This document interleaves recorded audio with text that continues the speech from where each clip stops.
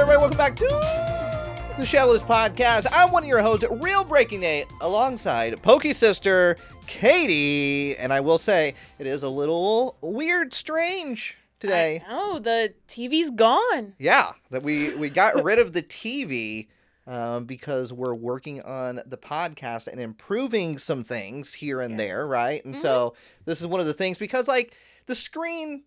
John puts the screen up there so the TV doesn't really serve a purpose. Yes, like I think we were just reading off of it. And we have our phones. Our phones, so the we laptop. can read off of that. Yeah, and the screen's literally still there for all of you. Yeah. So, and then this is going to work good when we start having guests on, either in person or via like a Zoom or something like that. Yeah. Is Zoom still around?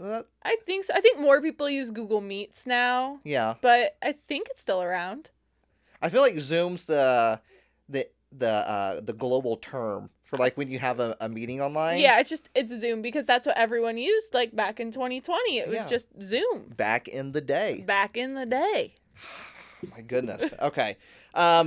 First off, I would like to... we're obviously going to talk about Pokemon today, right? Yeah. We got big topic. 30th anniversary set. Pre-orders went up on Pokemon Center. Yes. Whew. Lots of thoughts. Lots of thoughts, comments, questions, and concerns. There is a 40,000 piece something that Pokemon is releasing. Massive. This is big. Yeah. We're also going to talk about some random cards being released and Pokemon in the mainstream. Pokemon's everywhere. I mean, Pokemon's, in my opinion, always been mainstream, but I feel like it's more amplified now, more obvious. Pokemon cards in the mainstream. Yes, there you go. And we will be doing a little bit of a 90s quiz. You have a 90s quiz for me. I have a 90s quiz for you. I already took it. It was one of those ones I did at work, so I'm bringing it here. Okay, we'll do that before we jump into the Pokemon Center as well. But first and foremost, before we get to questions, comments, and concerns, I need an update because last week you brought a vintage Pikachu plush with you. Yes. And you talked about wonderful memories with this Pikachu plush. Mm-hmm. However, this was a show and tell item that did not belong to you. No, it was borrowed show and tell item. It was a borrowed item from Grandma. Yes, from Grandma. And Grandma specifically told you that you could not keep this. Yeah, she said, like, oh, you're borrowing it. You have to bring it back next time you come to Iowa. Okay. Or see me. And so... now that last week's episode has passed, you have confessed your excitement, your joy for this Pikachu plush. I would assume that Grandma probably texted you and was like, "Dear Katie, I did not realize how much this Pikachu plush meant to you. My bad. You can have it. Sincerely, Grandma." She did text me. Okay. It just didn't exactly go like that. Okay. So she said, you better bring it back right away. She actually didn't even bring it up. She was more concerned about you trying to get me to get a tattoo and you trying to spend my money. Oh. Well, why didn't we bring up the plush? I know. I was expecting her to say something about it, but nope. Blew right past that. And he was, and like we talked about that right at the beginning too. Wow. Okay. So maybe this week. Grandma, I know you're listening. So let's see here. So since you're still giving it back, that means you're getting the tattoo probably what? Later this month? Probably Worlds would be the time, right? Well, yeah, you want it by Pokemon Worlds so XP I can so you can show it off, right? Yeah, if I can't keep the Pikachu, I'll have to, get a tattoo. Yeah. In memory of. And we decided on a whole back piece. Yeah, I think back piece is. I mean, because it's a big Pikachu. It's like Chunky Chew, the original Pikachu. It needs a big spot to go. Mm-hmm. I agree. So. I agree. But if I can keep the plush, no need for the tattoo. Well, yeah, because the plush is right there, so you don't have to resort to the back piece. Exactly. So, well, I guess maybe Grandma didn't listen to this segment, so. Yeah. So hopefully she's hearing it this week. So the update is that there is no update. No. That we're sticking the course. Yep. With the tattoo. Okay. Yep. So for now, that's what we're gonna have to do. Well, and that'll be great because like when you go, I assume you'll probably go to Grandma's for Thanksgiving. Mm-hmm. Yeah, maybe probably more so Christmas. We don't always get down there for Thanksgiving. Okay. So at least you'll have something cool to show Grandma. Yeah, some show and tell. When you go back, yeah, right? When I give her the Pikachu back. Because you might not always have something to talk about. So, like, this would at least be a nice, like, jumping point for a conversation. Exactly. So. Like, oh, I have something to show you, Grandma. What happens if you go back on Christmas, right? Uh-huh. And Grandma's like, Katie, I gave it some thought. And I decided to get a back piece with you. There is no way she does that. Absolutely no way. I could never see her getting a tattoo. Well, maybe just like, how sometimes you just wake up one day, right? And you're like, I want to do something different, right? Because I've just been doing the same thing, right? And I want to do something different. We all have those days, right? Yeah. We want to take a different road to work, right? Like a different, go to a different store to go just grocery mix shopping. Mix it up a little bit. Mix it up a little bit, right? So like, what if? You never know. She just wakes up one day and it's like, I'm gonna get a that Pikachu actually doesn't back sound piece. bad, right? I would like to match Katie and have a back piece. Maybe she gets a Pichu. Yeah, it'd be a little smaller, right? Yeah, so yeah. You have a Pikachu. She has a Pichu. Yeah. I think it works out. Yeah. So. Well, Grandma, you have to let us know your thoughts. I'm looking forward to your text. Also, this weekend, I will be at Card Party in Fort Lauderdale. So both myself and Marie will be there doing meet and greets. We'll be doing some filming while we're there. Obviously, be hosting with Deep Pocket Monster Pat on the stage for some fun games and giveaways over the weekend as well. There may be possibly a guitar involved. Just got to get one there, right? We may have one. Oh, really? We may have one ready to go. Okay. So there may be some singing. So if you're going to be in Fort Lauderdale at Card Party, make sure you know the lyrics to Blink-182, I Miss You. So I'm not saying 100% for sure it'll happen, but it could be a possibility. Be ready to go. Okay. Just be ready. Be prepared. It's always better to be prepared. Yes. Also, Editor John will be there with us as well. So if you want to meet Editor John, he's going to be there too. And this will be a second card party that he's going to. So he's pumped. He's ready to go. Yeah. He seems excited. So yes, happy for him. It's going to be a good time. This will be my second time in Fort Lauderdale ever. So I can't wait to meet the Fort Lauderdaleonians. I think that's what they call themselves. They're called there? Yeah. I could see that. Right? Because, like, Indiana, we're called Hoosiers. Hoosiers. So, in Fort Lauderdale, probably the Fort Lauderdalians. I thought you said Daleolians. No, I'm pretty sure I said Fort Lauderdalians, didn't I? I don't remember. It was too long ago. Okay. I'm pretty sure. Okay, well. And then, Pokemon Go over the weekend, past week, right? Yeah. The Pikachu event was going on. Yeah, all the different costume Pikachus. How many shinies did you get? A lot, actually. Just Pikachus or shinies in general? I guess shinies in general. Yeah. Okay. Just throw shinies out at me. It was a good week for me for Pokemon Go. And I will say I didn't have the best Go Fest Global in terms of shinies, so I feel like I really made up for it. Yeah. I was pleasantly surprised. And I got some shinies. My app has to reload. That I've been wanting for a while. Did you get because you know how they have like the ladder that was specifically for that Pikachu event? Did you just do the free one or did you do the free and the paid one? I just did the free one. Okay. So I did not pay for the additional because you really didn't get anything special. It was virtually the same thing. You just got extra encounters. And I'm like, I don't need multiple. I'm already running low on space, so I don't need more Pikachus. Well, you can always get more space. I know, but well, I mean, you saved $400 last week to buy the Piplup. That is true. So let's save more money. How much space you can get with $400? Saving more money. Yeah. So last week I got 9 shinies. Yeah. So I got Shellos. Jeez. I got little Pikachu with the flower on each side of its head. I got flying Pikachu. Someone's been feeding the game. I really haven't been. I've bought a little bit of gold last week, but I only spent like $10. I got the little dapper guy with the gold, like the golden bow tie and the top hat. The 5th anniversary flying, like the 5th anniversary, the 5 balloon flying Pikachu. Oh wait, actually I only got 8.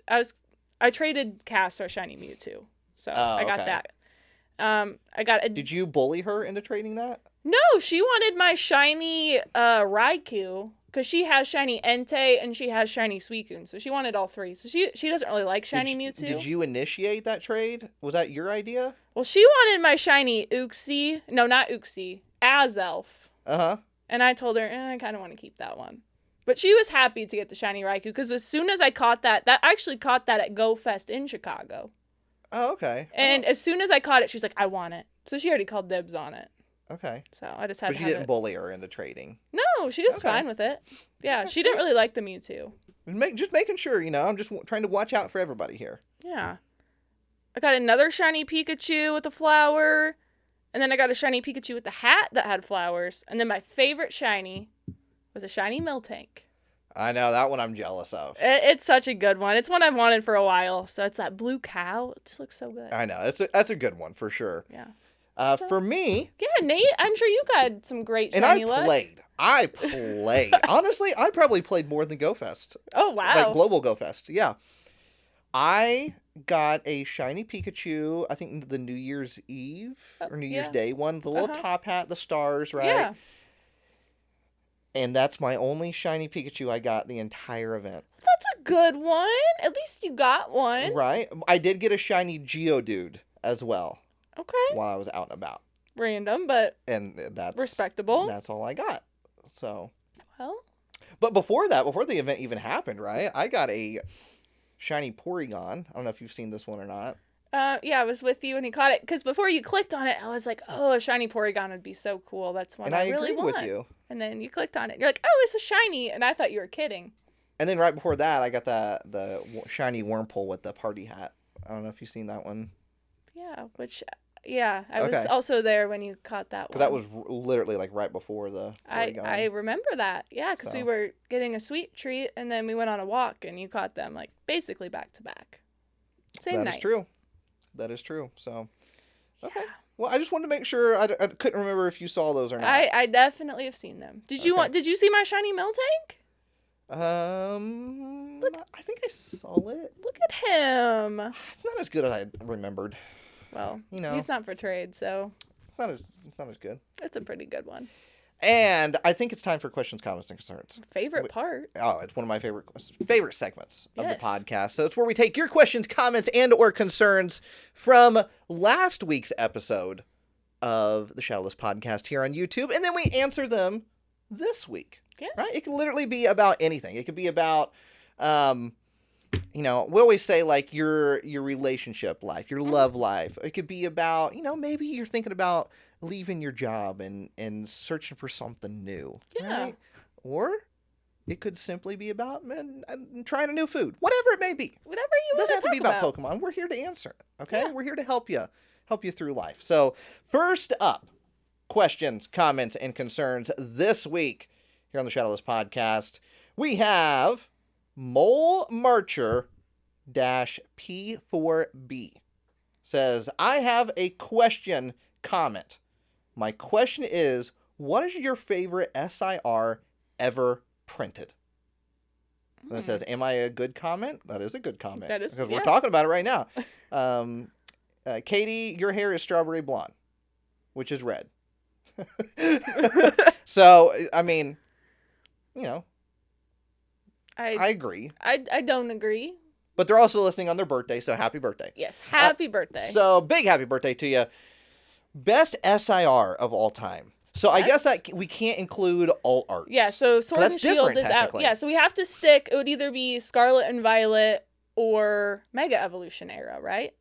Yeah, because Sword and Shield was technically alt arts too. Yeah. So yes, we have to stick with Scarlet and Violet or newer. Yeah. Mm-hmm.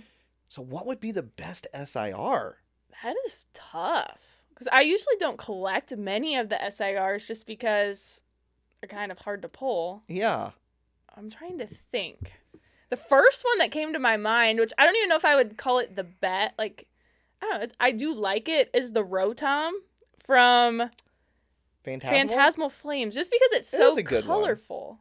And it's just so vibrant, and I remember seeing that, and I kind of, I love the Charizard from that set. Like, I actually kind of want this more than the Charizard. And I remember pulling it, too, on release day. Yeah. So it kind of has that memory attached to it. There is, a couple ones that I think about is the Gardevoir from Mega Evolution. That's a good one. I haven't pulled that one yet. But then also the Gardevoir. This feels like Gardevoir love right here.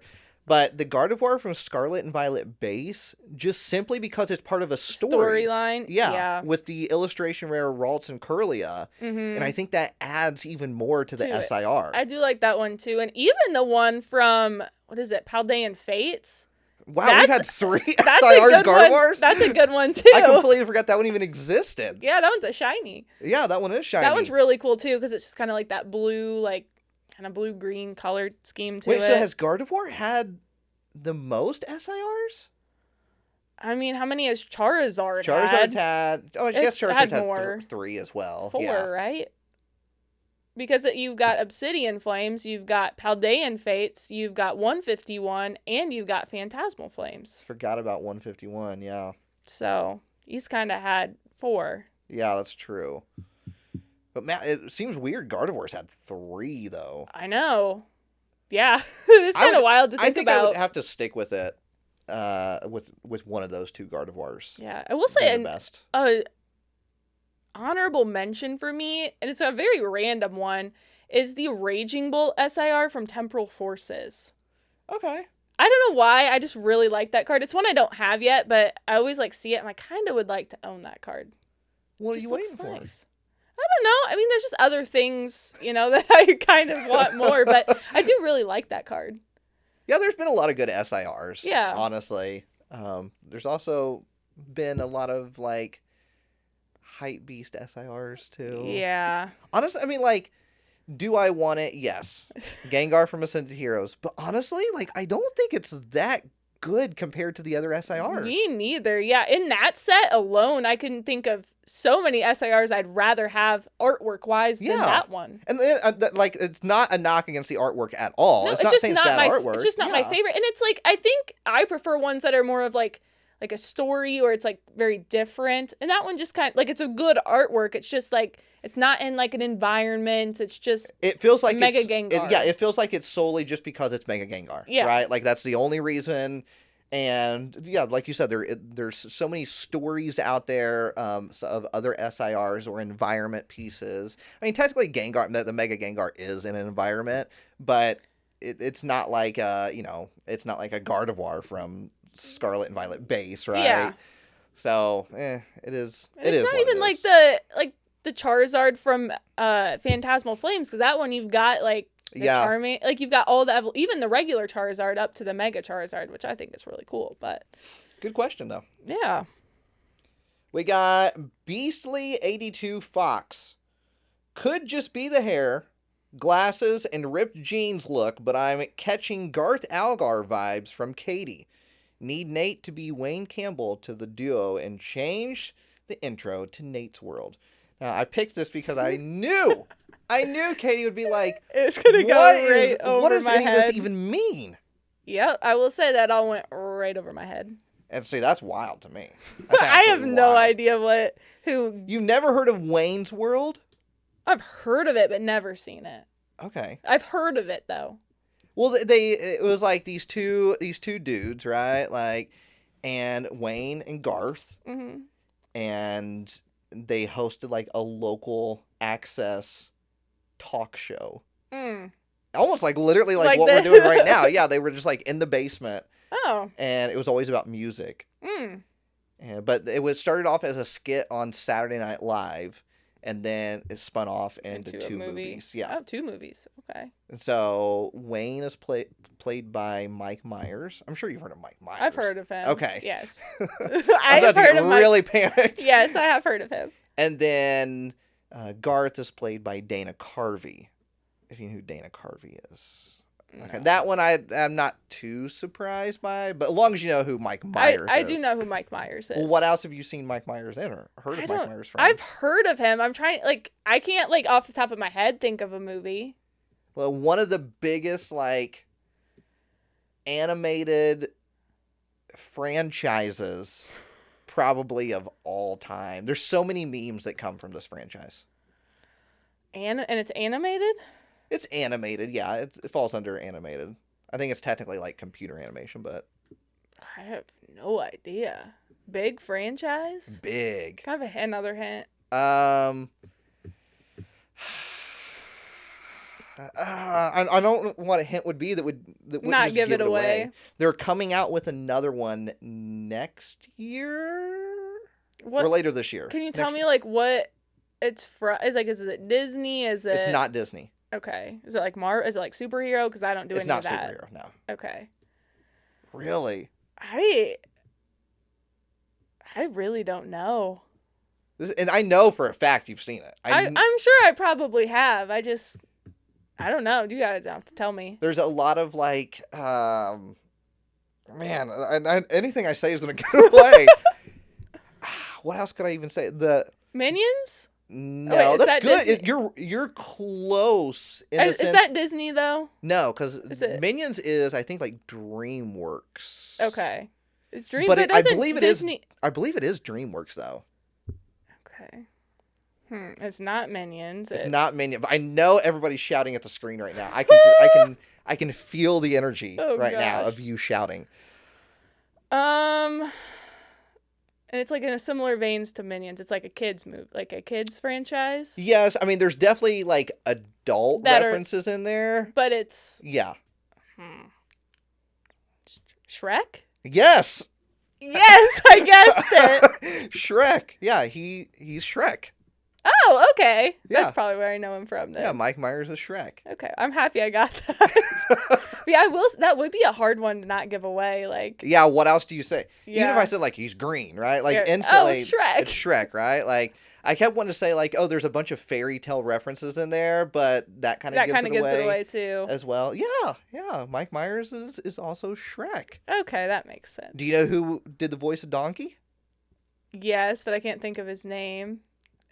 Oh, it's on the tip of my tongue. Do you know what it starts with? I can, like, see his face. Like, I can see this guy's face. Do you know anything else he's been in? I'm so bad with things. I know who it... Oh, my gosh. You're gonna say... Who does it start with? It starts with an E. E? Yeah. I bet you don't even know who it is. I bet you think you know who it is. I feel like I know who it is. Just tell me. He was the star in like Beverly Hills Cop. Never seen it. Coming to America. Eddie? Yeah, you're right, Eddie. Eddie's the first name. I can see his face. I know who it is. What's the last name start Murphy. with? Yes. Eddie Murphy. Yep. I do know who that is. Okay. Yes. I could see his face. Now, you know what? We might as well just have a quiz here, okay? So, what's her name? Fiona? Oh, that plays like Shrek's wife? I have no idea who that's going to be. You don't know who? Not even a good... Wait, actually, Gwyneth that's probably not... Who is it? Starts with a C. Would I know who it is? I don't know. That's the thing. I don't know about this one. I can't see her face, like, at all, so... Cameron Diaz. Oh, yeah, I do know who that is. It's been a while since I've seen Shrek, though. Now, what about... I think this is the only other one that I know that... Off the top of your head? Off the top of my head. Puss in Boots. Ooh, yeah, who is? Oh, I feel like I should know this one. I believe I know who it is. So you even have to look it up. I'm going to tell Verify. you. I'm going to tell you before I look it up. Okay. So just so you know, I'm not looking it up. What do you think it starts with? A. I don't know. Antonio Banderas? No, who that is. Now I just want to look up the Shrek cast. Let's see here. When did Shrek come out? Like 2002 or 3? 4? Antonio Banderas. I was right. Yes. It came out in... That'd be early 2000s. So what was your guess? I'll lock in 2004. But it might be earlier. It is earlier. 2002? 2001. Oh my goodness. Wow. It's been going for a long time. Yeah. Wow, I actually can't believe it's that old. And they're coming out with a fourth one? They're coming out with the fifth one. Is it the fifth? I think I've only seen the first 3. Yeah, they're coming out with the 5th one. Oh, wow. So, and then obviously Mike Myers is of Austin Powers fame. Never seen that either. That you have to see. I've heard of it. When I was a kid, I was obsessed with the Austin Powers movies. I obsessed with them. I remember I had a Dr. Evil sticker because we were allowed to put stickers on our desk just as long as we took them off at the end of the year. And I had a big Dr. Evil sticker right there on my desk. I was obsessed with it. Oh my goodness. You got to see it. It's so good. At this point, I have like a whole year's worth of movies I need to see. I know. Well, when we get you on a 6-hour flight, you'll watch one. Yep. So, you got that right. Next up, we have from Diamond Cross Cards, Concern, in all capital letters. How do you not watch a movie on a 4-hour flight? Also, if you had to choose one Pokemon to be the next chase, what would it be? P.S. Katie has red hair. Oh my goodness. I'm being attacked. Is there anything you would like to address before we answer the question? I'm just saying, I just don't watch movies on like flights that are not long flights. I gotta say, I am honestly looking forward to this flight to San Francisco. Yeah. Because I think I love to people watch. I think I'm just going to people watch you. And just see what you do the entire flight. I just sit there and listen to music, and then sometimes I'll get out and play Sudoku. Well, yeah. Well, I think what I'll probably do is I'll just record you throughout the flight, and then we'll play that on the podcast. Just whenever there's any mention of my flight behavior. Katie, we are 30 minutes into the flight. What have you done so far? I've gotten through half an album. And then so every 30 minutes we'll just update. Do a check-in? Yeah, we'll check in to see how it goes. Okay. So, okay. Yeah. So what would you say should be the next chase card? Or what would you want to be a chase card? What would I want to be a chase card? If you had to choose one Pokemon to be the next chase, what would it be? Oh, that's a good one. I'm trying to think of a Pokemon that hasn't gotten a ton of love. Exactly. That's what I was going to go with. I 100% agree with you because I feel if you've been in Pokemon for a while, right? You know that things are kind of is this a word? Formulaic? Yeah, it's cyclical almost. Yeah, it's just there's kind of a pattern. It is, right? It's the second or third set is always Charizard. Yeah, there's always a Gengar set. Yes, it's so we always have sets based around the same Pokemon. Mm-hmm. Lucario. I feel there's always Lucario. A Lugia, a Rayquaza. Yes, we always, and it seems to be the same Pokemon every single time, right? Mm-hmm. And rightfully so, right? They're popular Pokemon. Yeah. It sells, and they're noticeable, right? Mm-hmm. It gets you to buy the set and then maybe introduce you into Pokemon that maybe you weren't familiar with beforehand. Yeah. So I get it. I 100% get it. But it would be awesome if everybody was to just flip their lid over a random Pokemon. SIR, right? Just because it looks so good and it's just yeah. Yeah. I feel there's so many just underrated Pokemon. It's such a good it's a popular Pokemon. It's just not hype bro chase level. Yeah, Pokemon. Exactly. And there's literally what? 1,025? Yeah, 1,025, and if you get the hype beast out of the way, yeah, which is 25 of them, so you have 1,000 to choose from. You have 1,000 to choose from. Yeah. So you literally could just throw a dart. Yeah, at a board and get any random Pokemon, and all of them are equally deserving, minus Oricorio, Ducklet, and Tauros, of getting a chase card. So Golduck is yeah, that's fine. Yeah, Golduck's part of the Psyduck family. So okay.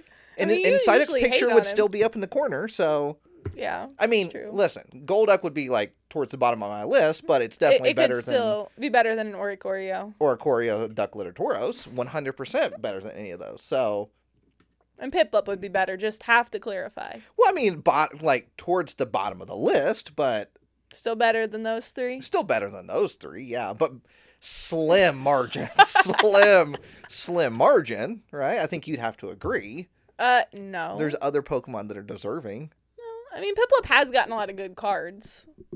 Yeah, he's never been the chase of a set, but he has been on a pack art of a mainline set. So he's got that going for him. Only because they are Okay, I guess we have to put Piplup on here because we're putting Blastoise on here. I mean, they could have picked any other water starter besides they went Squirtle. with the tag teams. Yeah, but it could have. I mean, they could have put something else on there. They could have put like a Mudkip. Well, Blastoise is recognizable, so they had to. Yeah, but Piplup, like they had to put a good Pokemon with Blastoise. I would argue that Piplup might be more popular than Blastoise.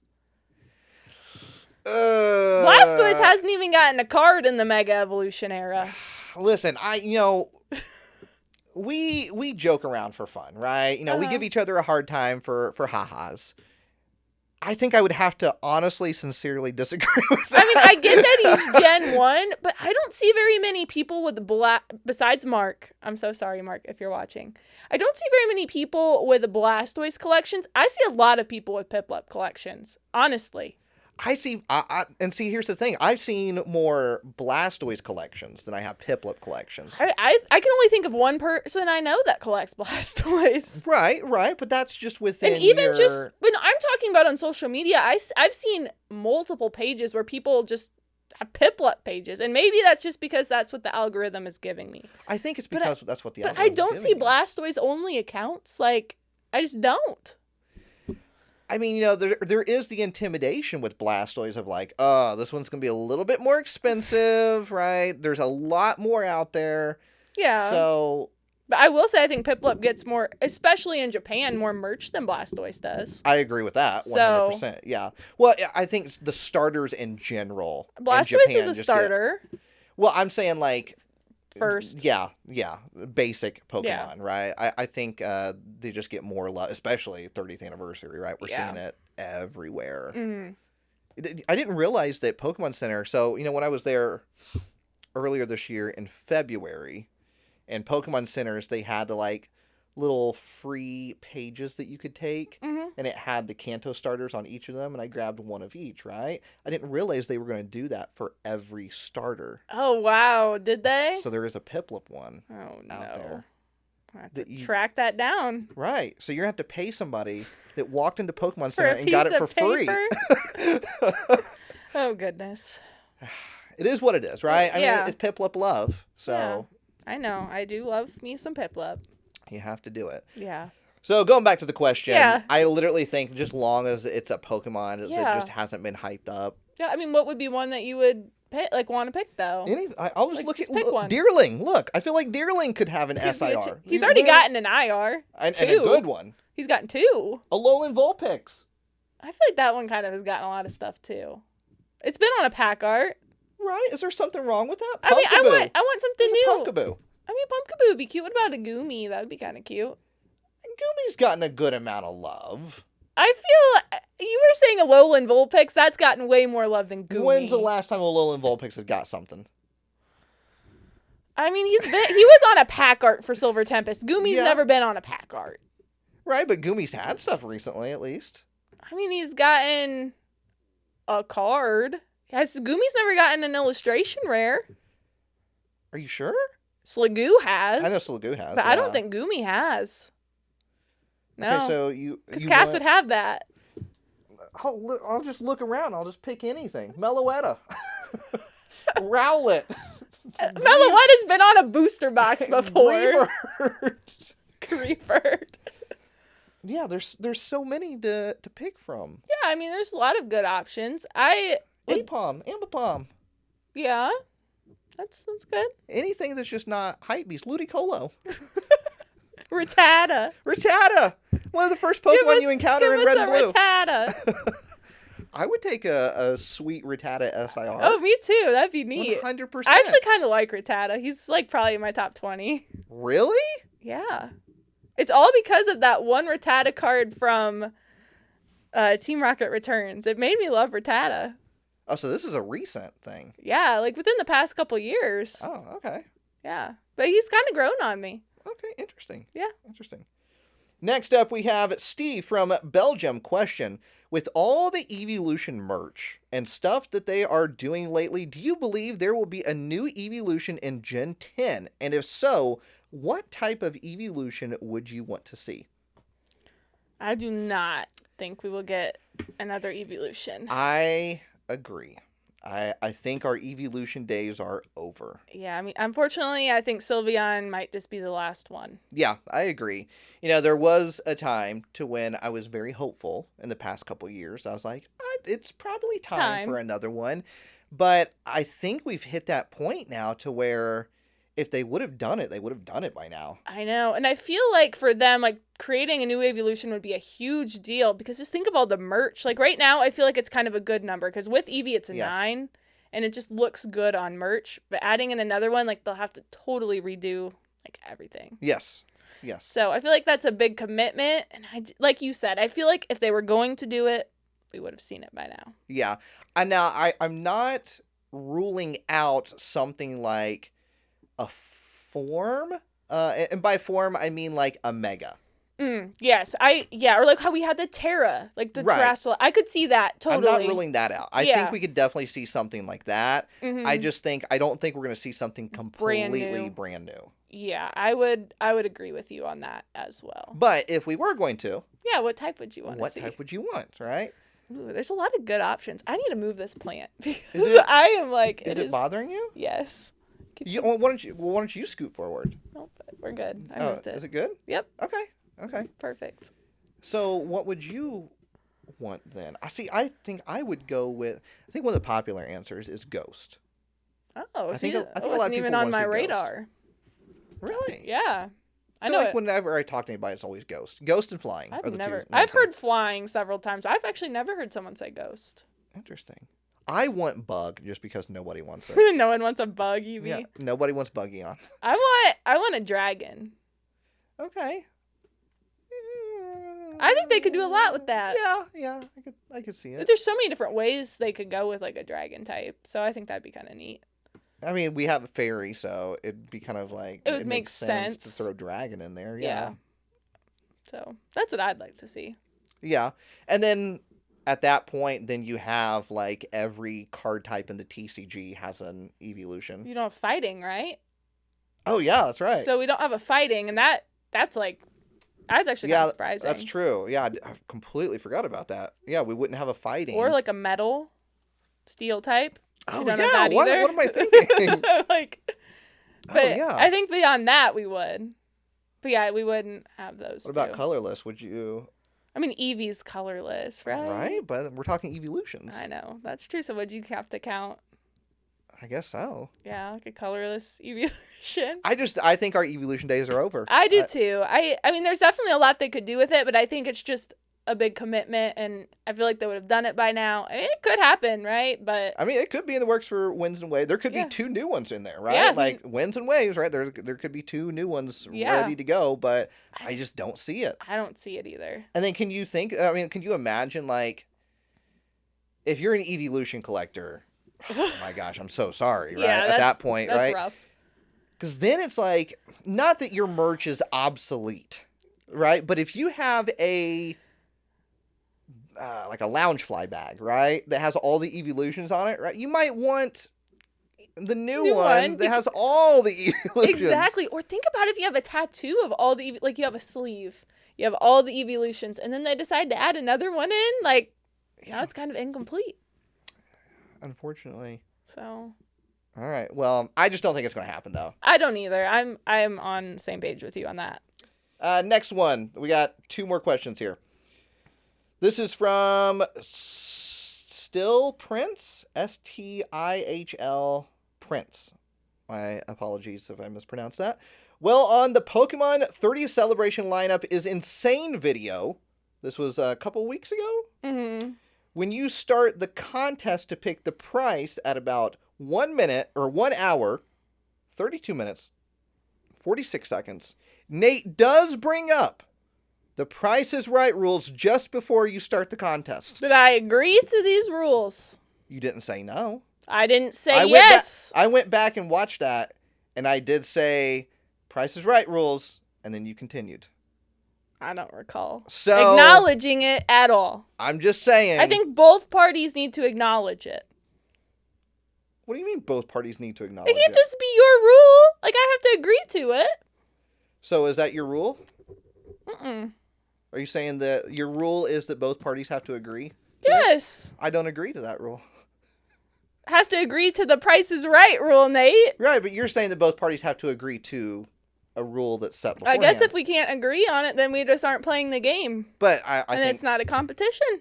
I think Price is Right rules. No. And I will say that our little poll, which got put up a little bit late on the community tab. What, Katie? Why did it get put up late?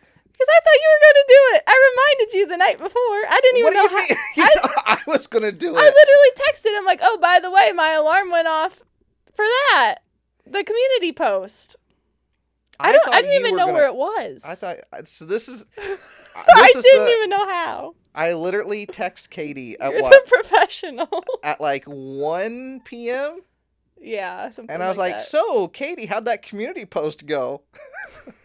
I can't figure it out. I didn't know how to do it. You're the YouTube professional. But I did. You put it up. I did put it up. And, yeah. And guess 61% of people said that no, the Price is Right rules. That's basically are not 50-50. No, basically. It's not. 61-39 is not 50-50. I think some people got some extra votes in there. I think people used multiple accounts and got some extra votes. I did not. Which I didn't even vote. I didn't say you did. I didn't even vote. But you were very quick to deny it, so now I'm kind of suspicious. So. All right, just put in no. It stayed the same. It didn't even change the percentage. So I will say that, I did bring up that comment. Okay, well, I did say Price is Right rules. But did I acknowledge it? No. Maybe. We might have to go back and watch that. I don't think I did. I might have said Price is Right rules, and you might have went, uh-huh. I doubt it. What happens if you did say, uh-huh? Well, then I guess my memory is bad. But I think it should just be whoever's the closest and closest without going over. No. Next question, we have this is the last one. Pokepack Maniacs, what do you consider vintage Pokemon cards? I have heard many different things from its only base set to Team Rocket, Wizards of the Coast era, or just anything with a yellow border. That is kind of a good one. I think it's all open into interpretation, kind of, but I think a lot of people get vintage mixed up with nostalgia. Yes. Which are two different things, right? Mm-hmm. Technically, when you look it up, the term vintage is anything 20 years or older. Yes. So that's technically, by the term vintage, it has to be 20 years or older, which in that case doesn't include a crazy amount of Pokemon sets. No, it really doesn't. So, yeah, because it would be... everything up through 2006? Yeah. So we've got some of the EX era in there. Uh-huh. But probably not all of it. But and I'm not even kidding, I've literally heard people call Sun and Moon vintage. I wouldn't call Sun and Moon vintage. I would not call it vintage. It's nostalgic. Yeah, I don't even call X and Y vintage. No. So, or Black and White even. No, Black and White definitely not. I mean, it's all nostalgic. It's old. It's old. Yes, that I would agree. It's old. But I would not say vintage. Yeah, no, but once again, right? It's all up to interpretation. And the thing is, as time goes on, I could see it becoming vintage in my mind. We can call it future vintage. Yeah, future vintage. I like that. Yeah. Sun and Moon, future vintage. Yeah, definitely not vintage now. Like, for me, Sun and Moon was just, 5 years ago. Like, that's... But it really was, though. Was it? I mean, if you really think about it in the grand scheme of things, right? Like, we were still getting... packs. Sun and Moon packs. Yeah. I don't know. Just for me, it feels like it was just not... everything just feels like it was 5 years ago in my mind. I could see that. Like, I feel like I graduated high school 5 years ago, and it was definitely... You definitely did not. More than 5 years ago. You definitely did not. But yeah, I think it really is kind of whatever. I would strongly disagree with yellow border, right? Oh, because we just got rid of those. Yeah, so there's... Sword and Shield, no. There's no way Sword and Shield is anywhere close to vintage. No. Though I will say, I do feel somewhat nostalgic for Sword and Shield. I think is it just because of the yellow borders? Yellow border, and compared to now, it just felt like such a simpler time. Yeah, that's very fair. So I think that's just kind of what it comes down to for me personally. So. Yeah, because for me, I kind of when I in my mind think vintage, I kind of go to the EX era and older. Yeah, I'm it's kind of in my mind. That's where it goes for me. I agree, even though that not all the EX era is 20 years or older. It's just I kind of group it all together. I agree with you. Yeah, up through Power Keepers and back. So, all right, that's it for questions, comments, and concerns. Make sure you leave your question, comment, and or concern, and it might be featured next week right here on the Shadowless Podcast. Now, Katie, you have a quiz that we have to get to. Yes, I do have a quiz. So how many did you get right on this quiz? 8. Really? That's it? Yeah. Okay. It was tough. It's 90s, so I was not born in the 90s, so... I'll see what I can get here. Yeah. You got 8 out of... I don't know. Okay. It just looks like a big paragraph. All right. So I just got to try to be 8 here. You got to be 8. I think you probably will. Okay, and this is all 90s. You've already taken it. You got 8 correct. Let's do this. Alrighty. Play along at home, obviously. Yep. Which band released the album Nevermind in 1991? Nevermind. If you don't get this is when I was like, oh, this is a gimme.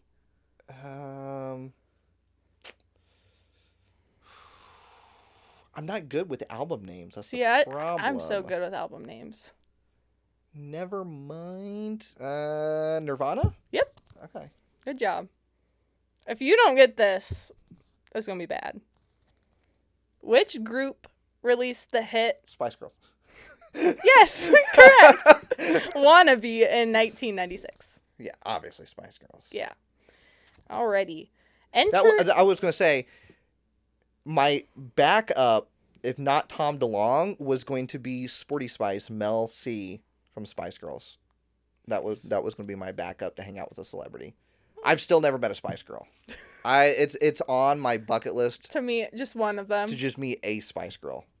It'll happen eventually. Sporty Spice was always my favorite, though. So. Okay. All right. Question, what is this? 3. 3. Enter Sandman is a famous song by which metal band? That would be Metallica. Correct. Oh, I'm doing good. Yeah. Did you miss any of those? I got all 3 of those. You got all 3 of those. Okay. Yeah. I'm usually pretty good with music categories. Okay. So, alrighty. Number 4. What 1997 N64 video game features James Bond and is named after a 1995 film? That would be 007 GoldenEye. Correct. You got that one right, didn't you? You didn't get GoldenEye correct? No, Jeez. I never had an N64. Get out of here. Okay. Yep. All right. Number 4. What 1994 Disney movie featured the song Circle of Life? That would be The Lion King. Yeah. It was by Elton John. Oh, did he? Is that song by him? I didn't even know that. Are you serious? Yeah. Yes, I mean, obviously I know Elton John. John, but I did not know that was his song. Can you not hear it? Honestly, I think I've only seen The Lion King one time. But you had to hear that. That was like a mainstream song. Yeah, maybe. But you got to, I probably wasn't listening to the radio when that was a mainstream song. Okay. Well, I know you like Elton John, so I do, yeah. Have you ever seen Elton John in concert? No. Oh, okay. Have you? Yeah. No, I've never seen him in concert. Saw him in a small setting. I saw him in a college auditorium. Oh, wow. Yeah. That's pretty good. Yeah, it was insane. It was just him and a piano. It wasn't even hooked up to any speakers or anything. Oh, it was just him and a piano, playing. no backup singers, no backup musicians of any kind. Him and a piano on stage. It was insane. That'd be a pretty good concert. It was insane. That's nice. All right. Where were we? Okay, yes. I was looking for Elton John. I'm like, wait, that wasn't the answer. All right. Which 90s sitcom starred Jaleel White as Urkel? That would be, a lot of people say Steve Urkel, right, as the show, but it's Family Matters. That is correct. Yeah. I did not get that. It's classic. You're probably already almost by 8 points. I'm at 6. Yeah. All right. Okay. When was the World Wide Web first introduced? Oh, that's a hard one. I know, it's just guess a year, right? Yeah. I want to say that was 1994. No, it was 1991. Okay. I knew it was early 90s. Yeah, I think I guessed 92, but I did not get that right. I don't think it was very common for households to have it at 91, though. Yeah. It's just that one was first. All right.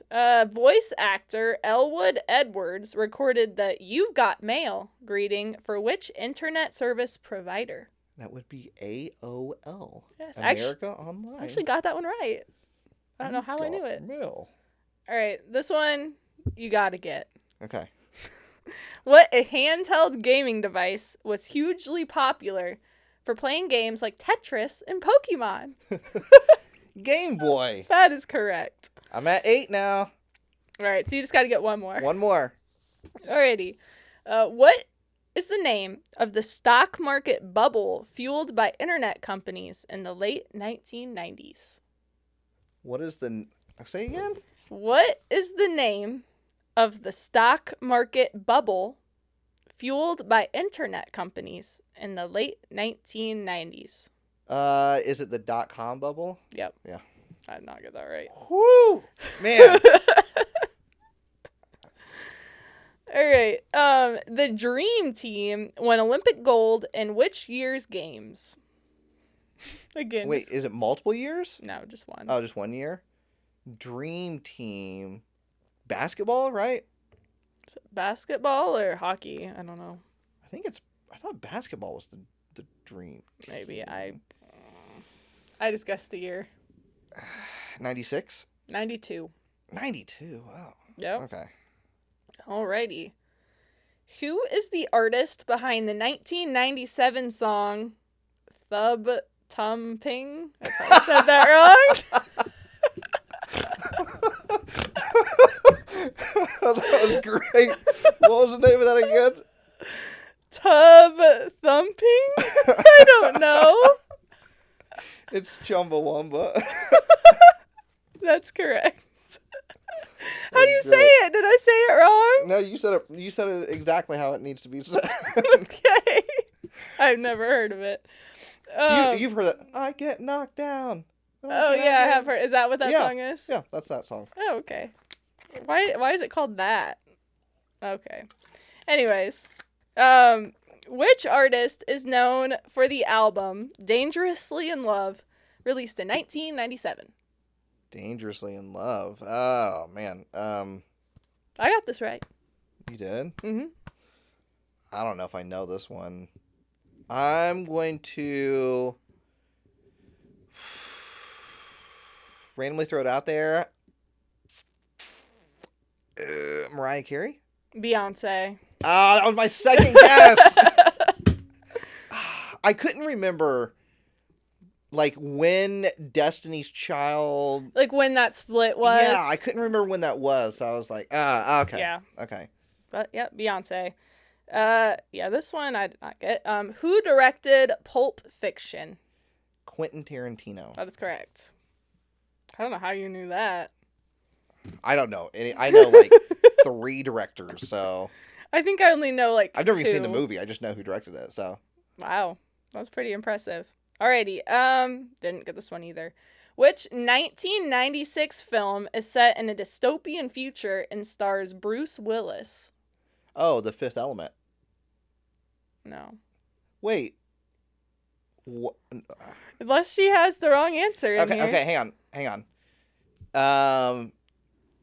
Was that the entire question? Did I interrupt too soon? No, yeah. Which 1996 film is set in a dystopian future and stars Bruce Willis? Then it would have, if it's not Fifth Element, then it would be, oh man, what was the other one? Has Sandra Bullock in it. Never seen this movie, so. Let's go back to it. Okay. But I already said Fifth Element, so I don't get it now, right? Okay, so you can help me. Tell me. 12 Monkeys. I've never heard of it. Wait. That. Hang on. There's no way that's right. Let's see, when did Fifth Element come out? And you said 96? Yeah. Okay, Fifth Element came out in 97. Okay. And Fifth Element stars Bruce Willis, set in the future. We'll search whatever 12 Monkeys is, then. I've never even heard of 12 Monkeys. Me neither. But I do know who Bruce Willis is. 12 Monkeys, starring Bruce Willis. 1996? In a post-apocalyptic future. Okay. This is 95. Oh. This says 1996, so do we have maybe to... it came out on VHS in 96. 96, maybe. So maybe we have to throw that one out. Yeah, I mean, I guess it's fine. It's fine. We'll just... It's fine. Okay. Fifth Element's the better movie, so. I don't know either of them, so. Anyways. Okay, next. You're already over 8 points, right? I'm at 11. We'll see how many you can get. Who played the character Mulder in the X-Files? That would be, I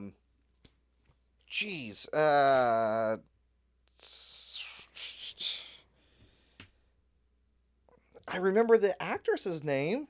I can't remember his name.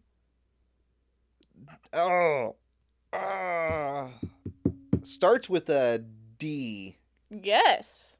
I just can't. It's right there. I'm gonna skip it. Okay, we'll come back to it, and maybe it'll come to you. Okay. Alrighty. Which TV series is set in the fictional town of Capeside and centers around teenagers? Capeside centers around teen. This is probably one of those shows I never watched. Yeah, I feel like this would not be your type. I've heard of the show. I've never seen it. Is it Dawson's Creek? Yep. Ah! That's right. Yes. This is great. Yep. All right. This one, I feel like this next David one is... Duchovny. Yep, that's right. Yep, you can give yourself a point for that. All right, you are on a roll. I think you've only missed, like, 1 or 2? Yeah. Alrighty. This one I feel like is a shot in the dark. Who won the FIFA World Cup in 1998? London? France. See, I feel like that one's just a guess of country. I was just kind of going off of, 98. I think David Beckham was really popular around then, so that's what I was just going off of, yeah. That's fair. I don't even remember what I guessed on. I think I might have just said the USA. Okay, this question I have beef with, but I'll give it to you how it's written. Which toy craze became a huge hit in the mid-90s featuring small collectible figures? So I'm going to guess, because you're saying... It's poorly worded. You're saying figures? Small collectible figures. Is it Beanie Babies? That is the answer. Yeah. I figure since you said you had an issue with it. I did. I feel like collectible They're not figures. No. Definitely not. Like plush, right? So 100% plush. I'll give you the point. But yeah, you can see how it was. I'm like, if they would have said that any way else, I would have gotten Beanie Babies. But anyways. Alrighty. Which popular fighting game was released in 1992 featuring Ryu and Ken? I wasn't big into fighting games. Yeah. I don't even... I think I've heard of it, but I definitely never played it. Is it Mortal Kombat? Street Fighter? Street Fighter 2. Street Fighter 2? Yes. Okay. So Specifically the second one. Okay. Yes. All right. 2 left. Which web browser released in the 90s was one of the first to gain global popularity?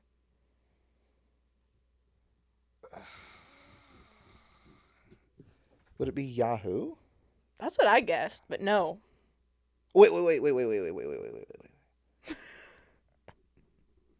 I'm going to go with... You already said no, but I'm just for my pride. Yeah. Right? Is it Netscape? Yep. Oh, it is.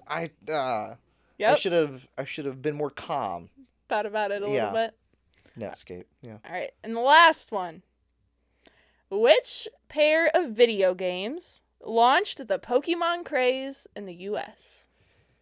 That would be Pokemon Red and Pokemon Blue. That is correct. But if it was in Japan... And I'm happy she specified in the question, right. Or I would have had to educate her. Yes, it would have been different. So yes. I stopped even counting my points because I...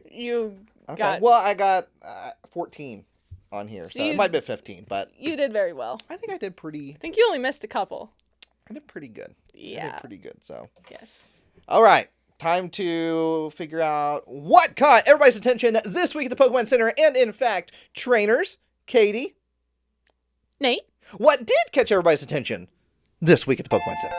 It has been a busy couple weeks here, or past week, on Pokémon Center, but not for the specific reason you think so. No. It's been a different reason. Yes. But, you know, it's been a very quiet Pokémon Center.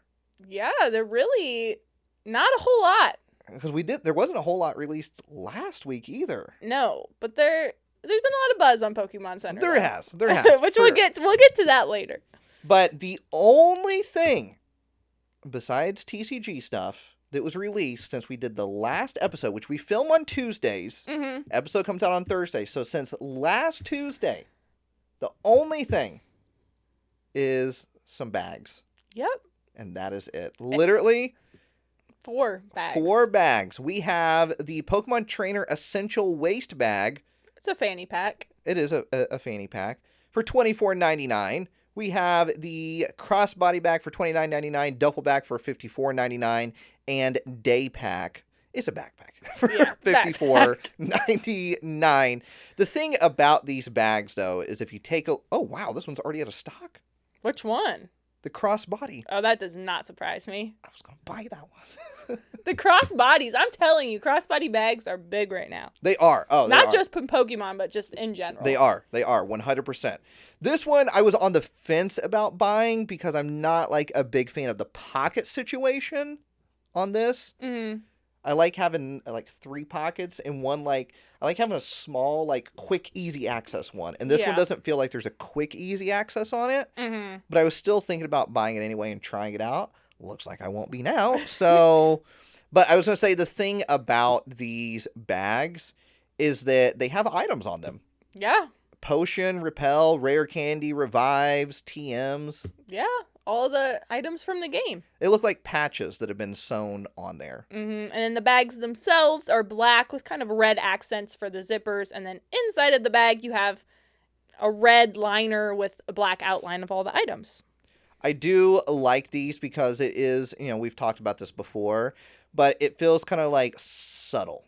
Yes, I would agree with you. And we don't have a Pikachu, huge Pikachu on there with the typing. Literally the shirt. The Pokédex number. Right, we don't have all of that stuff on there. Like, I love a good, like, kind of subtle thing to where a Pokemon fan walks by and they're like, wait, is that?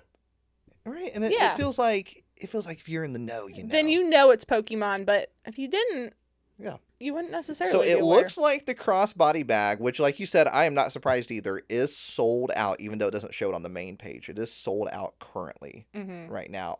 Everything else is currently in stock at the moment.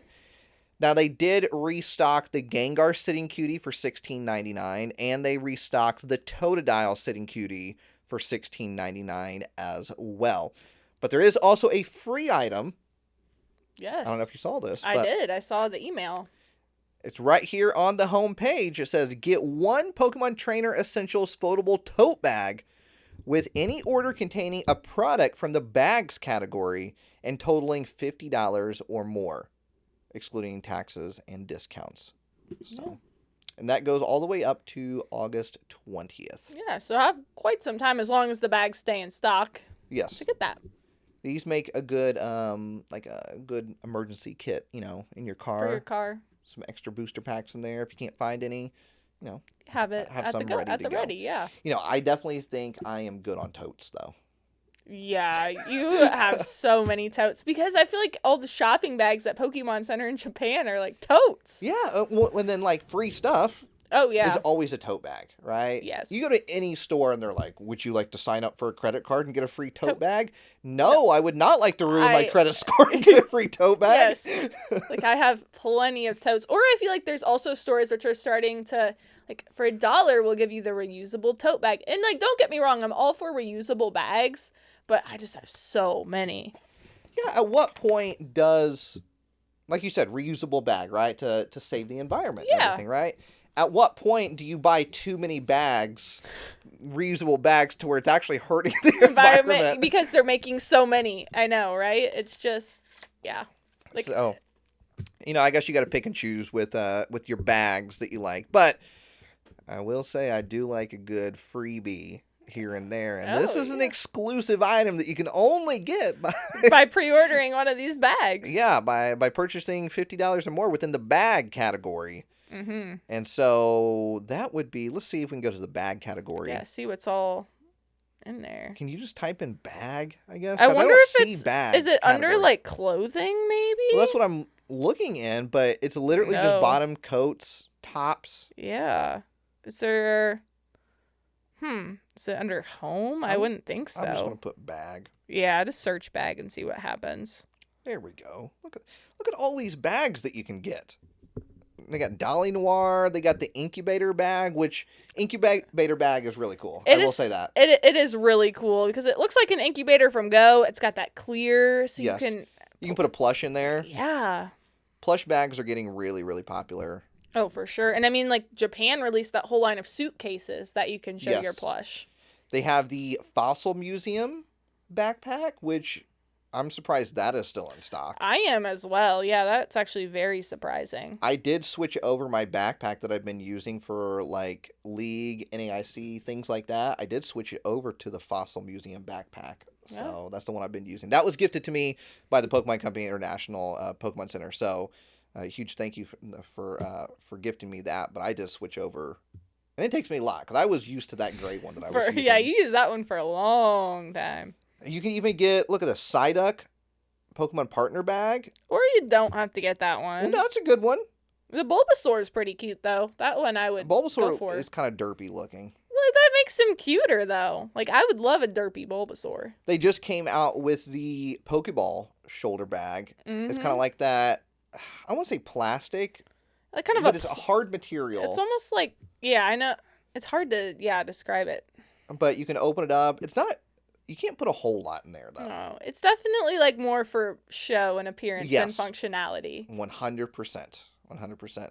But they have a lot of bags currently in stock, so if you don't like any of those new ones, you can go back, grab an older one, and try to hit that $50 mark and get yourself a free tote bag if that is something you are interested in. I mean, look. Question. Yes. Does the holiday gift bag count as a bag? Let's put $50 worth in there and figure out. Because it's $5.99, and that I like me some good gift bags because I love to give gifts at Christmas time. So let's see here. I'm going to add, 20? Yeah. That should... 20? Oh, I guess that's way more. You probably don't need to add 20. You probably need to add like 10. That will not get us the free tote bag. It has bag in the title. Unfortunately, that one will not work. That one doesn't Katie, count. You're going to have to pick something different. So I have to go down a different route. Yes. Darn. So something like, what about the tote bag? Let's see, Fossil Museum tote bag. Oh, yeah, could I get, because that's 15, so 30. So if you get 4 of them. Oh, I can only get 1, so we can't figure out if that counts. Well, I'll throw that in there. Yeah, throw that in the some mix. Other things. Because we've got to figure out what all this includes. And then, let's see here. What about, I need something that's less than 50. Oh, literally, you can say shop bags right under this. Oh, okay. And then it will tell you what's included.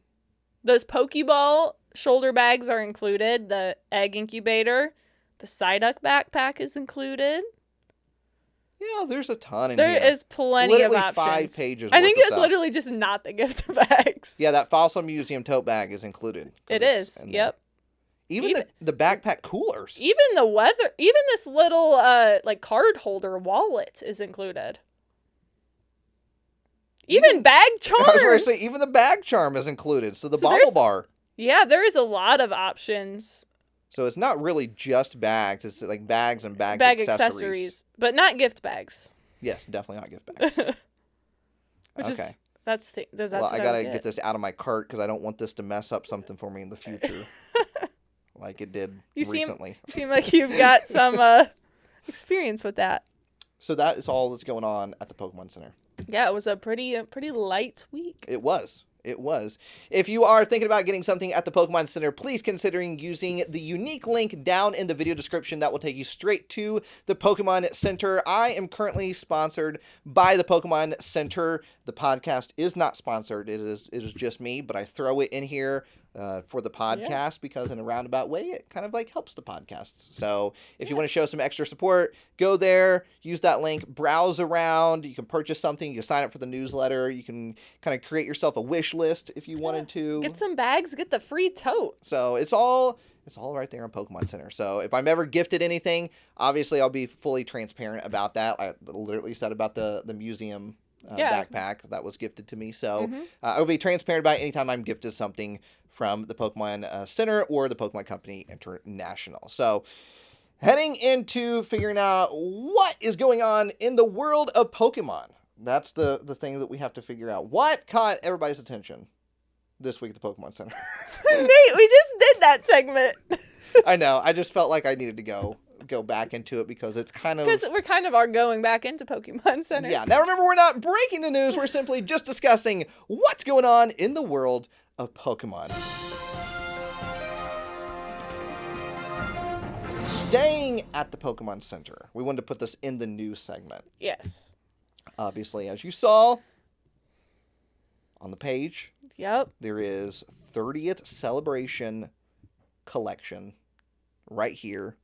Yeah, we've gotten 4 items from the 30th celebration. No, 5. 5, right? It's 5, 6, depending on how you look at it. Yeah, I would say 5.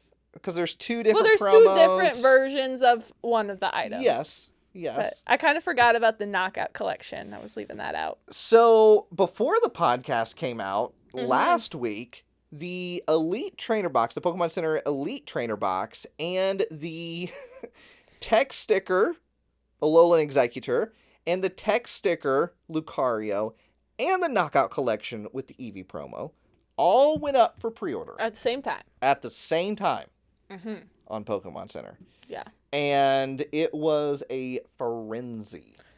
Frenzy is a nice way to put it. So our prediction for the past couple months has been that, okay, so they've started this new thing to where... Like early access. Early access for desirable items to where they're going to send you a unique link. Right? And they never, to be fair, they never specifically said Pokemon cards. No, they just said 30 celebration. Like popular hot items. Something like that. Desirable items, something like that. But we assumed that this was Pokemon's way of like, okay, this is what we're going to do with the 30th anniversary. Yeah, to try to make it as fair and give as many people, like fans, as opportunity as possible to get the products. That was not implemented for the 30th anniversary. Nope, they're just like, here you go. And it was the free-for-all like it normally was. Yes. And it was, I've gotten used to the disappointment by now. Yeah. And so I think you know where this is going from my situation. I've gotten used to the disappointment. I got in. And so after... hour and a half, 2 hours of waiting, I got in. Which is honestly pretty quick to get in. Yeah, it was very quick. I go to snail's pace, right? I'm moving like a snail over here, okay? Because I don't want anything to happen. I go to the ET. Nothing's loading, by the way. No images for anything is loading. I was doing nothing else on my computer. I literally was like, I'm just going to pull up this screen. I'm going to get off the computer. I'm not going to touch anything because I don't want anything to interrupt this. So I finally get to the website. No images are loading. It's literally just like the text of everything. So I'm like, oh, great. So I click on the ETB and I go, add one. And I get the red screen. It's like, we can't add this to your cart. It won't tell me why. They can't do it. And so I'm like, okay, wait, is it already sold out? But I'm still seeing people like having success. I'm like, what is going on? I can't figure out.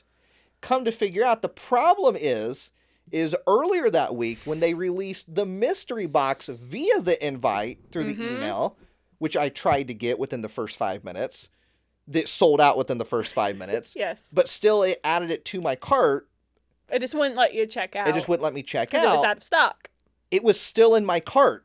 it wouldn't let me add 2 different pre-order items to my cart.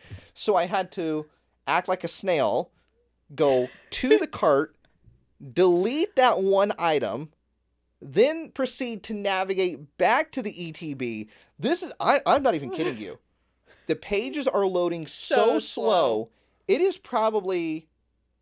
is probably a 15 or 20 minute process of getting to the cart. To get something out of the cart. To get back to the new releases, to then click on the ETB, to then get to the ETB. So, and I'm not even kidding. And this is after already waiting an hour and a half to get into the site. So I click add 1, I click add 2. And they're not adding fast. It's click, wait. And then it shows up. So I get the 2. And I'm like, whew, okay. Do I brave it out and try to add in the other items? Or do I just go, nope. I'm just sticking with the ETBs. I'm sticking with the ETBs. I'm just going to go to the cart and I'm going to check out. I was like, nope. I was like, I've been disappointed many times in the past, so who cares, right? Yeah. We're gonna try it and we're gonna add it in. So I add in both the text stickers and the knockout. Yeah. It all goes in. All right. I'm like, okay, got that. Now we just got the last little bit. Get to the cart and I'm into the cart page and the items won't load. It's literally the 3 dots and it just keeps going like that. I left that page open 15, 20, 30 minutes. It was at least 15 minutes. So I'm like, I'm not going to touch anything. I'm just going to let it load. I'm just going to let it load. And it still doesn't load. I'm like, what do I do at this point, right? Yeah. Do I just sit here and hope it loads eventually? Or do I hit the back button? Do I hit refresh? Like, what do I do? Mm-hmm.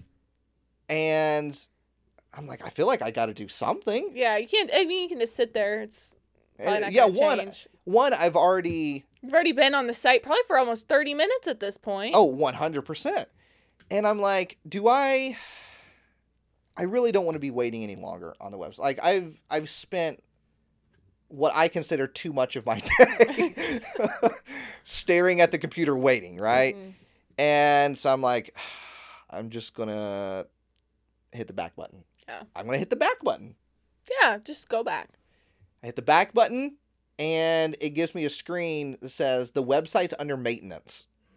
No. And I'm like, okay, well, that's not bad because maybe I could somehow still work it. And I was like, okay, so there's literally nothing. When it says maintenance, there's no other buttons you can hit but refresh. It's refresh or back again. Yeah. So I'm like, okay, maybe I hit back again. I hit back again. It still keeps it on the maintenance website. And I'm like, well, there's only one button to hit at this point. The old refresh, and we know exactly what happens when you hit the refresh button. You get back to the hit the refresh button, and I'm at the end of the queue once again. Oh, no. Rough. So, rough times. And at that point, I had, I'm back in the end of the line. And so I was like, all right, I'm just going to keep it up, and I'm going to leave. I left. You're like, this is going to take, it was probably said like 12 hours or something. Yeah, and I was like, if I come back home and it's still there, like it's up on the website and I can do whatever, then so be it, right? But I'm not going to hang out in my room and wait all day, right? And so I come back, I did get to the screen. All the items are still in the cart from the first time, right? Yeah. So all the items are still there, but ETBs are sold out. All the items were in stock. Other items were in stock. So I was able to get both the text sticker and the knockout collection. Was not able to get the ETBs. And that was my experience for the day. And also, I'm kind of confused. Okay, so why is the ETBs a limit of 2? And the little items are 1. But the knockout collection, no. We can't have you having too many knockout collections. You can only have 1 of those. You can have 1 knockout collection. That has 2 packs in it. Yeah. Meanwhile, the ETB has, 11? Yeah, and you can get 2 of those? And you know that's the most desirable item because that's the only exclusive item to Pokémon Center. Yeah. So why wouldn't it just be 1? I know, because think about it. Then double the amount of people could have gotten it. Exactly. Put text stickers 1. I know. That makes no sense to me either. And so how did your process go? My process was rough. I saw the notification probably within like the first 5 minutes that stuff had gone up. So I was like, okay, let me get in the queue. And oh my God, this is, big deal. I'm going to try to maximize my chances here. So I pulled it up on my work computer, and I have like a dual monitor, right? So I can like work on one side, and I'll just throw it up over here. But obviously I still have other things running through my computer for work. And then like, I'll also pull it up on my phone because I can just set that off to the side and not do anything with it. So I do that. I think on both my phone and computer, which my computer was on the net, on like, internet network. My phone was just running through data. Like it wasn't connected to any internet. So 2 different things. I don't even want to know how many times it like auto refreshed. And then it would kick me back to the front. And it was on both things. So one was, I'm like, it's not the internet because my work computer is on like the company network. My phone is just on data. Like, it's not connected to any internet. I find that with the phone just auto refreshes. But I've had luck on my phone before. I've never had luck on my phone. I mean, I've had luck getting things on my phone before without issue. And that's where I usually have better luck on my phone than on the computer at work. When I'm at work anyway. So anyways, at one point I think I was messaging with, me and John were just texting back and forth. I noticed. It was in the group chat with Nate. We thought you were asleep.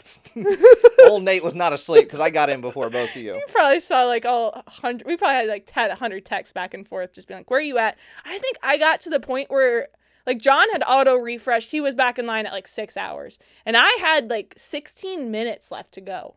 Right? Yeah. And then it got there, and it like auto refreshed, and it was just like this white screen with just like. Let me see what it said. I mean, that's basically what my cart screen was. It was just like... Well, I never actually got... It was right, like... It was like I should have been in like 10 minutes. And then it, like, refreshed. And... Let me find this text. I'll have to scroll a bit. You're going to be scrolling a lot. Let me find it here. It was just like... What did it say? I am scrolling, okay? You guys sent a lot of messages. We did. I'm just going to say that now. And I will reveal exactly how many alerts. Oh, gosh. Did you take a screenshot? I counted. Oh, God. I manually counted. So it was a little white cloud with 3 dots that said the connection was reset. Yeah, what does that even mean? I don't know, but I saw other people like online that had the same thing happen to them. And before it was this. Oh, and then I like refreshed. The error page. Yeah, it's like an error page where it's literally like just piece of paper with a frowny face. Yeah. And then I refreshed and I got the cloud. And then I refreshed again and I was back to the end of the line. Yeah. So it was rough. So I ended up getting back in line on my phone and my work computer. My phone was a little bit ahead, even though I joined at like kind of the same time. I did end up getting through, but the ETB was gone. And I literally had it in my cart. Like, I was able to add it to my cart with the other items. And as I was checking out, I kept getting an error. ETB was out of stock. So I removed that. But I was able to get each of the tech stickers and the knockout. So kind of same situation as you. Wasn't able to get the ETB. Mm-hmm. John? He can share his experience. John was able to get 2 of the. He got everything. John got everything. Yeah, because I mean, you would have technically. Both of us would have. Yeah, if we didn't have that issue. If the site worked properly. Yeah, I will say when I got back in the second time, and I got like all the other products. Everything was loading. Like the site was loading. I was perfectly like, whoa, fine. It was loading very fast. It was like browsing the site normally. Yes, I was. Yeah, it was great. I was like, oh, this is easy. And even like adding the ETB, like it added quick. And then I got to checkout. I'm like, this is great. I'm like, oh, I knew it was too good to be true. It's the ETBs that bogged the system down. Yep. And once the ETBs were gone, I feel like the site ran very well. Yeah. Unfortunately. The one item everybody is. After. Why those couldn't have been sent through invite, it kind of baffles my mind because I really thought that's what they were going to do. It seems like that's what they were gearing up towards. Like, right? Like, just...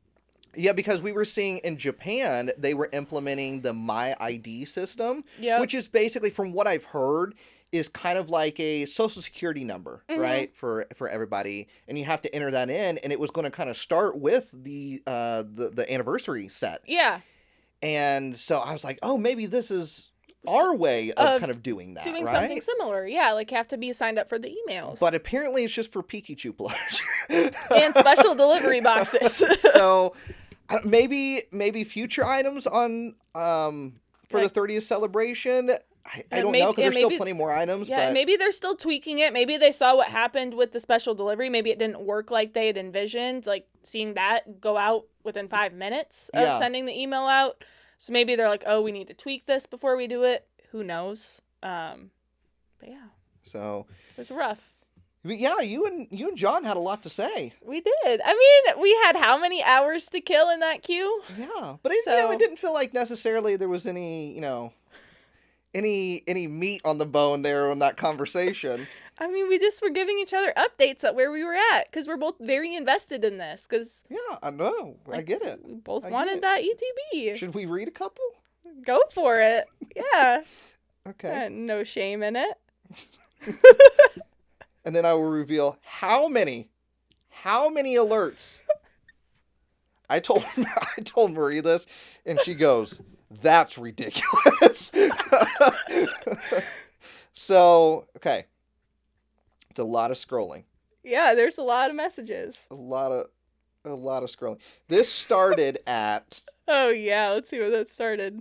Probably like 11 something, right? Or 12. This one at Wednesday? Yeah, Wednesday. 11:20. 11:20 a.m. on Wednesday. I sent the first message. Yeah, you sent the first message. So, yeah. This is... Okay. I'm figuring out...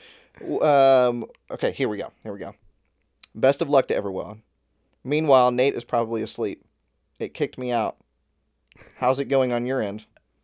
15 minutes on the computer, 6 hours on my phone. I'm going to try again, though. I'm optimistic for you. Fingers crossed. Just got kicked out on my phone. No. At least the desktop was further ahead. Yes. Down to 9 minutes. Katie. Back to queue. Shockingly at 7 hours compared to 10+. Hopefully it goes down fast. Question marks. Picture. It kicked me out. No. Sad face. This is what it is. It's literally a minute by minute update on both your guys' side. There's nothing here. This went on for... Yeah, when was the last set of messages? This went on all the way to... I think it was... Like 4 something, probably. Yeah, it was like 4:30. Sounds about right. That's when I get off work. How many messages... How many alerts is what I should say. How many alerts? Because also at the same time, not only are there messages, but reacting to everybody's message at the same time. Oh, yeah, like the thumbs up, the hearts. Yeah, which is, when you react to something, isn't that the response? Or am I wrong on that? You could sometimes do both. So thumbs up and then immediate response? But you might be like responding like in a like about something else. So it's like you're thumbsing up that, but then, okay, I'm going to go into something different. Okay. Well, yeah. So but that can be a response, like the little reaction. So how many messages do you think? Or how many alerts, I guess I should say? Oh, God. It's definitely over 100. What's your guess then?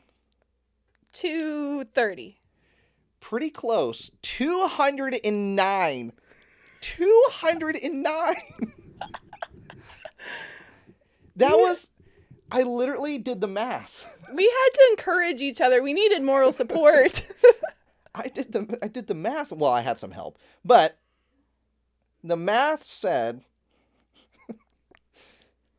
1 alert every 1 minute and 47 seconds.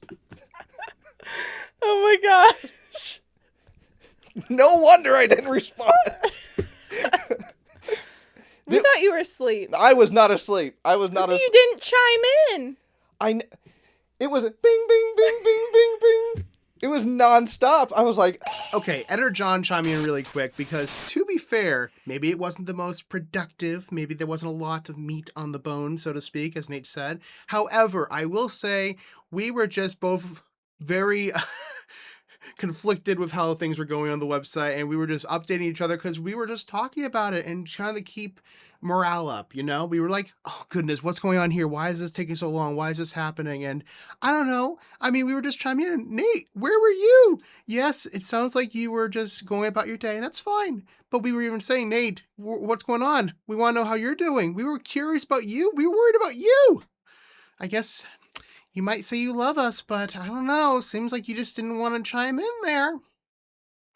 Jokes aside, in all seriousness, yeah, we didn't have a lot to say, but it was just kind of like the updating back and forth and back and forth and back and forth. And yeah, I did eventually get it.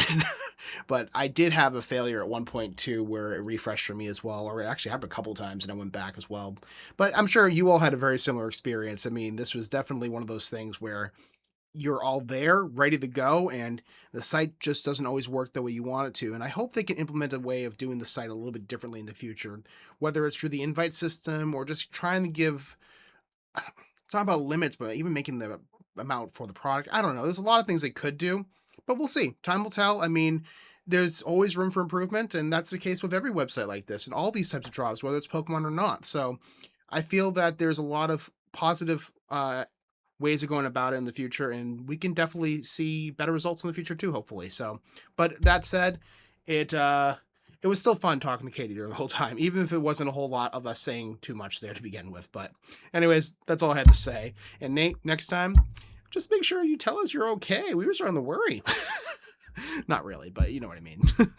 All right, back to the show. Well, me and John kept each other I know. company. I love you guys both. I would do anything for either of you. I love you guys so much. I just could not. You couldn't be a part of that. I couldn't participate in that moment. You couldn't enter it. Do I not participate in everything else? Yeah, you do. Right? Yeah. But that was like, it was nonstop. I was like, oh my gosh. You're like, I need to mute this chat.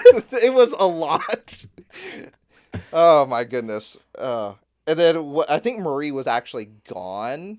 I think she was getting her hair done or something. And then when she came home, I was like, I gotta tell you something. I was ready for this. It was crazy. It was crazy. Yep. I'd love to just read that entire thing. So maybe that's like a bonus. If we had a Patreon. Yeah, that would be, we would just go through and read that whole. I would have you and John narrate just on screen, just reading back and forth. Narrating our parts. Narrating your parts. It was great. It was great. Well, I'm glad we could provide some entertainment. No, it was wonderful. It was wonderful. And then, so, you know, I wake up and I figure out, or I find out, you know, not as I wake up, but, you know, the booster bundles. Yeah. And what was the other thing? The booster bundles and the mini tin display. Yes. And so those went up and I was like, oh, geez, here we go. Part 2 of this text chain.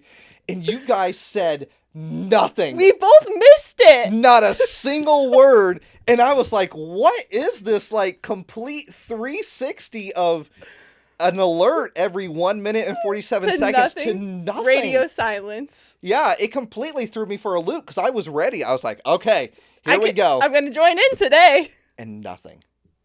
Oh, we both totally missed the alert. That was wild. Yeah. That was wild. How did you miss the alert? I'm shocked by that. You guys missed that. So that dropped on a Monday. Yeah. It was such a busy day at work. Like I wasn't even able to check my phone. It was very busy at work. So like I didn't see the alert until like 3:30 or 4 o'clock, and by that point I was like, there's no way. Yeah, I was surprised. Like the mini tins were already sold out by the time I saw the alert. The mini tins, from what I heard, went really fast. Did they? Really. I was hearing, I don't know if this is true, I was hearing ports of like 30 minutes and they were gone. Oh, wow. Well, one, also something else I don't agree with, but it's not my decision. You could buy an entire display case of Did they mini even tins. have them listed individually? No. So it was only the display. Which, okay, I also get the other side of it, is like there are 10 different mini tins. Yeah. And they kind of like connect, they spell out anniversary, right? Yes. With the unknowns. But 2 times 10, 20. So this is literally probably the one product you will get the most amount of packs from. Aside from the UPC whenever that goes up. Yes. But $99.90, limit of 1. I think it should have just been mini tins. You get 2. Yeah, like most. 2 like it's just random selection. Yeah, random selection, and that's what you get. But you were able to get an entire display of that, and also what was the other thing? Oh, booster bundles. Yeah, the bundles. Booster bundles were a limit of 3, which is interesting because I think for Ascended Heroes it was a limit of 4. Was it? I believe so, because I think I got 4. 4 or 2? I believe it was 4. I think you're right. Yeah. I think it was 4, actually. I think it was 4 for Ascended Heroes. Yeah.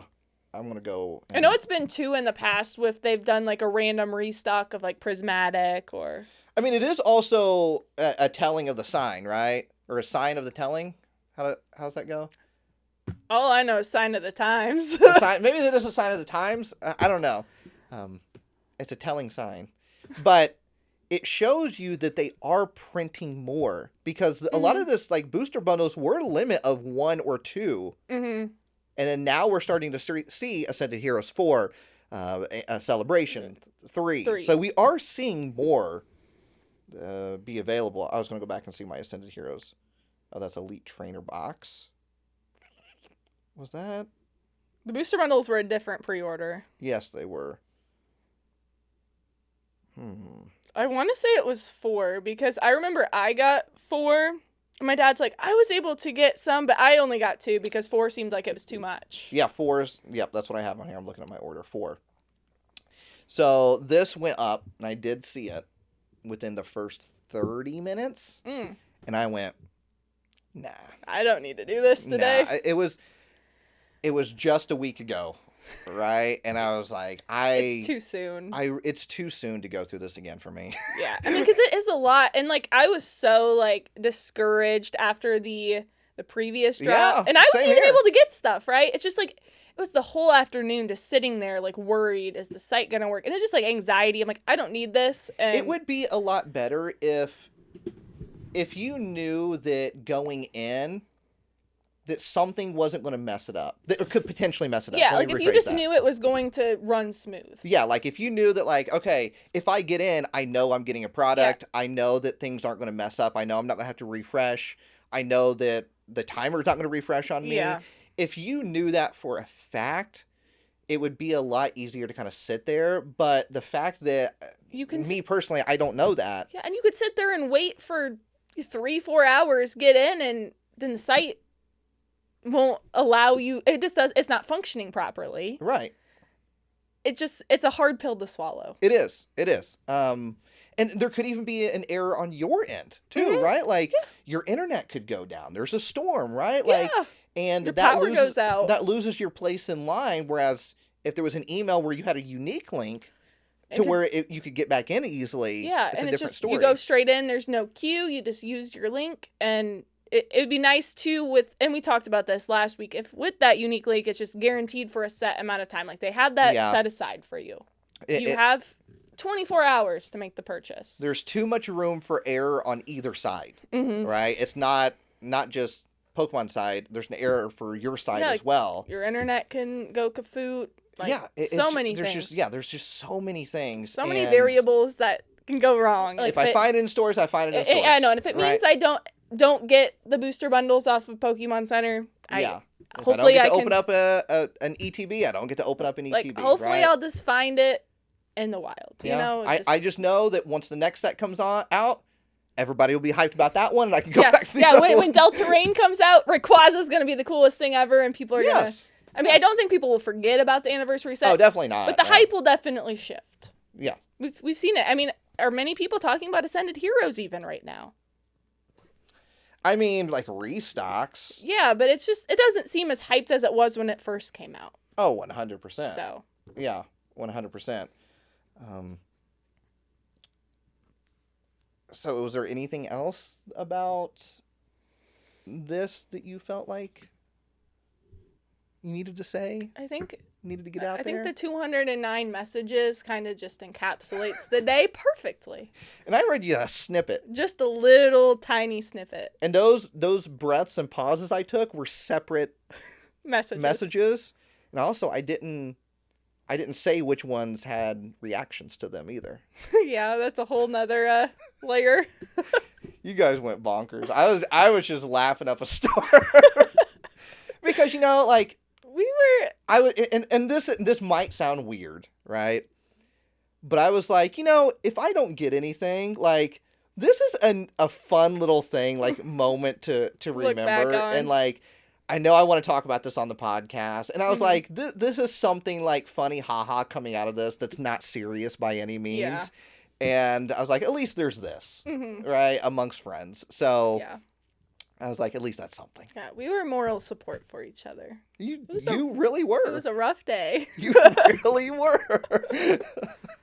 So now I didn't know about this, but you did mention that there was an FAQ. Yeah. So Pokémon Center did put up an FAQ regarding the 30th celebration set. Oh, I just lost my page. Let me go back to it. It specifically is labeled 30th Celebration TCG FAQ, and it was updated 1 day ago. As of the time of us recording, yes. Yeah. So basically they put kind of some frequently asked questions and kind of gave you some insights to hopefully help with your successes. Like, for example, it said... Like, they answered the most basic question of, like, what is the virtual queue and why am I waiting to enter Pokemon Center? And, they basically just explain, like, to expect longer wait times. This is going to be a popular set. Yeah. Which I think we all know. There's a lot here. There is. So, like, we can just kind of breeze through it. But, like, what should I do if I experience issues accessing the Pokemon Center website? Some of their tips include turn off your VPN if you are using one, clear your browser's cache and cookies. If you are experiencing issues accessing the site, try again using a different browser or device. But that will put you at the end of the queue, so... Yeah, that's the problem. That's the problem with it. Says you could also try using a different internet connection. Like, if you're using Wi-Fi, try using mobile data connection, vice versa. I did that. Yeah. But yeah, and then it just said high traffic scenarios may result in intermittent site access issues for some customers that can't be solved by our team or by customer support. We apologize for the inconvenience. Yeah. So, I don't use a VPN with that. No, me neither. So I've never used a VPN. Oh, you really haven't? No. Oh, honestly, I didn't even know what it was until, like, not that long ago. Well, this is great to announce that today's podcast is sponsored by NordVPN. No, it's not. But yeah, I think that's honestly how I heard about a VPN. Probably, yeah. Well, especially like if you travel, it's good to use VPNs. Yeah. So like I use VPNs anytime I travel. So. Yeah, which makes sense. But I haven't done like too much traveling really outside of the country. I spilt water all over me, and I can't seem to get it off. Oh, it's like the 1 week that I had my little spillage. But you should use a VPN. But they also posted a why can't I check out? So this might pertain to your situation, Nate. For a smooth shopping experience, please follow the guidance and tips below. Adhere to purchase limits, which it won't even let you put it in your cart. Yes. If you're going over a limit, right? So you'll get that red screen. Do not attempt to check out with a pre-order and a non-pre-order item in your cart at the same time. That's actually a good pointer. Yeah. So, ensure your billing and shipping addresses are accurate. Seems common sense. Manually fill out all information fields on the checkout pages, as autofill can cause issues. I never do autofill. No, me neither. I always just type it out. Create an account or log into your account instead of ordering as a guest. I will say I've done this before, and sometimes that screws up the... Like, I feel like it just causes the website... Oh, like if you try to go log in? Yeah, like if I'm not logged in already... and I try to log in, it's like it just can't handle that. Yeah. Especially when it's, like, very busy. Slow and you're trying to do too much. Yeah.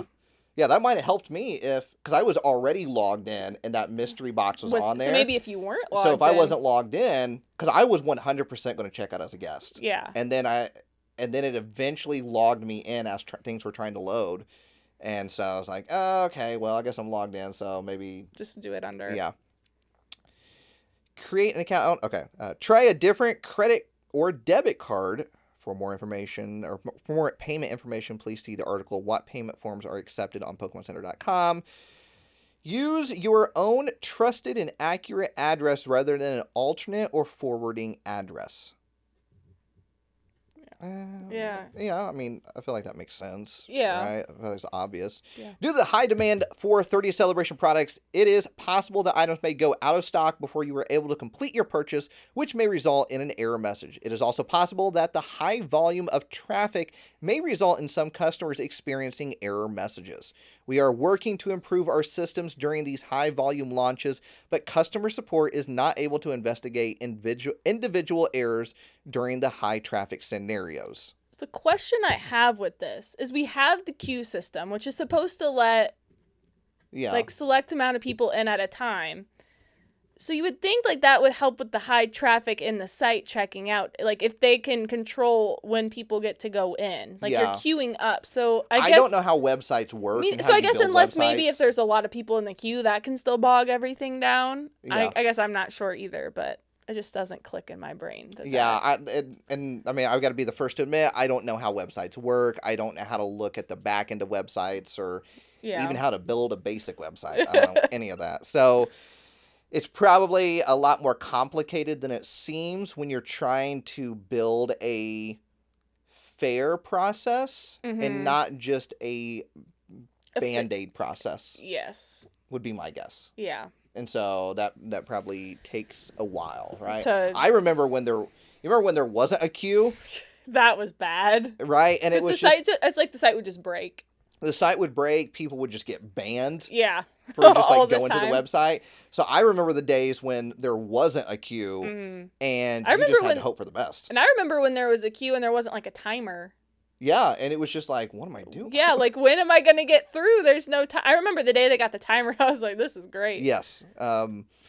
And then the banner. The banner that says what products. Which it's weird because it's not always up. Like, for example, with these drops, there was no banner saying it was up. Like, everyone knew because of, like, these alerts that would come through. Social media. Yeah. But there was, I think the day after the booster bundles came up, there was another drop. And they're like, oh, there's a drop. But then there was a banner saying that it was only for German TCG items and that no English TCG items would be releasing that day. Oh, okay. So that was kind of nice to be like, hey, you don't need to wait in the queue. Like, it's only a German drop. So it would be nice if for every drop it just had what was what you're queuing up for. And we've said this many times in the past, but it would be nice if there was a back end for, like, if you're waiting in the queue for these TCG items that you could go this way. But if you're just wanting to access the normal website, you're like, I want to buy a backpack. Yeah. Right? I want to get the bags. I want that free bag, that you can still get into the website and purchase things that way. Yeah, because it does, like, kind of close off the website for a big chunk of time. Yeah. When you're with these queues. A lot of times there seems to be, like, when they do a pre-order for TCG, they also drop other items. They throw up some random item and it's like, I just want to look at this. Yeah. So it is what it is. I know it's being worked on. I know they're going to, and by I say I know, that just means my assumption. Yeah. But I assume it's being worked on. And obviously we've seen the website improve over time. And I think it's just I was hoping that we were going to have kind of like a foolproof system by 30th. We're not there yet, but I know we'll get there eventually. Yeah. And then one day we'll be able to sit here on the podcast and be like, remember when this day for the celebration when we had to have 209 messages back and forth. And then we'll be at a point where it's like, oh, I was in there 5 minutes, in and out. Got my items. Yeah. It'd be great. Yeah. It'll happen. Yeah. We'll get there. You gotta see, here's the thing. I know I always see a lot of comments of just like, I know you always say, like, it's good to stay positive and be optimistic, but I just don't see it happening, right? And I see this a lot with people going, will Pokemon TCG ever return to normal, right? I still 100% fully think positive about it, and I do think it will return to normal one day. But, like, man, if you can't stay positive and optimistic about it, like, then the negative side really has kind of, like, taken everything from you at that point, right? Yeah. If you can't have that, because you get to kind of control that optimistic portion. So, like, and I know that can be hard. I'm not saying it's easy, because, like, there's still part of me that's like, are we going to get there, right? Because it's like we've been waiting for almost 2 years I know, now. right? It's been a long time. But I'm staying optimistic, and that's something I'm choosing to do. I like that.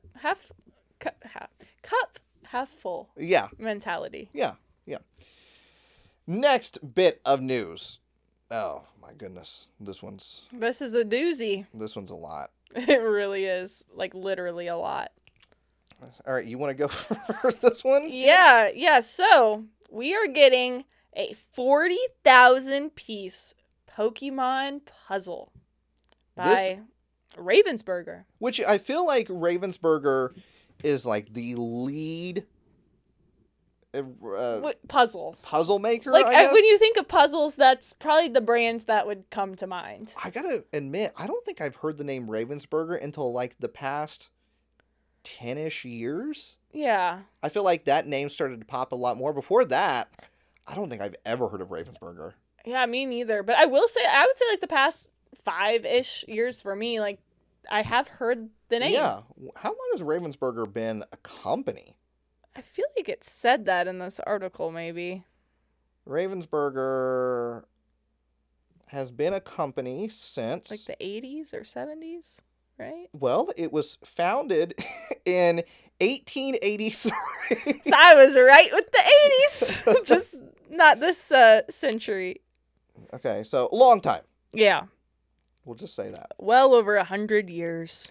But I just don't feel like I've heard it as like a big name brand until the past 10-ish years. But that could just be my own kind of like ignorance of not knowing. Yeah. So. I mean, because are you really a puzzle dude in the puzzle used to space? be obsessed with puzzles when I was a kid. Really? Yes. It was something that my grandma and I, that was like our thing that we would do together. Puzzles? It was puzzles. Yeah. We would do big puzzles. Yeah. We were just like puzzle people. Whenever I would go over to grandma's house to spend the night, it was like, what puzzle are we doing, right? And so, but when she passed away, that like part of me just left. I was just like done with puzzles because that like she was my go-to for puzzles. Yeah. So even so much so that I wrote a little note to her on a puzzle piece of my favorite puzzle that we did together. I was a kid. This is like, I must have went deep as a kid, right? Yeah. I was in 4th grade when she passed away. Mm-hmm. And I wrote her a note on a back of a puzzle piece from our favorite puzzle that we would do together. And I put it in her casket. Oh my gosh. Yeah. So that, wow. But when she passed away, my love of puzzles kind of just went with her. So yeah. Wow. So yeah, but to go where it got deep. I know. I was in 4th grade. Can you imagine that? Wow. So yeah, Ravensburger releasing 40,320 pieces. Yeah, that is insane. But in case you were wondering, it does not beat the world record for the largest puzzle. Not even close. It doesn't? Because the most pieces in a jigsaw puzzle record is currently at 551,232. But is that retail? Like, this has to be the biggest retail. Maybe? I don't know. I feel like I've seen some big, like, retail. Oh, here. The world's largest commercially available puzzle is What a Wonderful World by Dodal, featuring 60,000 pieces. Okay. So, it's not the largest commercially available, but it has to be up there. Probably the biggest Pokemon puzzle. Oh, for sure it is. So, what's the price point we're looking at for this, then? So, this puzzle is gonna run you $730, which is a steep price. You gotta be invested in puzzles to... Yeah. I see this being, like, for, like, an event, right? Like... Oh, yeah. Like, this is an event type thing where you have a large amount of people that can all kind of work on it, and it's kind of like a team building, or... You don't build this in one night. No. So, where is your building space for this puzzle? See, I envision this on, like, a college campus. That's where you envision because this? At my college, I feel like we had like a massive puzzle that was just like somewhere. Really? Yes. Like it was a big puzzle that was like worked on. I don't know if it ever got completed. But what table would fit this? It wasn't on a table. It was on the floor. Okay. Like it was just done on the floor. But yeah, I feel like it's, some this does say Once fully assembled, the completed puzzle measures an incredible 6.8 meters long by 1.92 meters high, or roughly 22.3 feet by 6.3 feet. So that's taller than either of us. Yeah, I don't know if there's a table. I don't think there's a table. I think the floor. This has to be a floor. And if you have pets, it has to be good luck. Yeah, if you have again, I don't think this would, I can't even think, this would take up an entire room in somebody's house. I think this is, it says pre-orders are now live on Amazon, by the way, and confirmed for October 7th, 2026 in the U.S. Okay, so if you look at the puzzle, you can see on the screen, they are divided by this kind of rock or bubble pattern. Yeah. There's little, different rectangles. Into sections. My thought was they should have released these sections individually. And then they could all connect. Because then it's, a lot, because how many sections is that? 2, 4, 6, 8, 10? Yeah. So and it's 40,000, so what would that be? A 4,000 piece puzzle? Yeah. Which is still a large puzzle, but that's something that, you could do in your home. Right. And then you could also, because $700 is a big commitment, right? Yeah, so at then one you time can for a puzzle. You could split them up. Yeah, throughout the year, you could be like, okay, I want to buy the next one. Yeah, because there's literally, what did I say, 10 or 12? So there's 10. Yeah, kind of if one released each month, exactly, split it up. Yeah.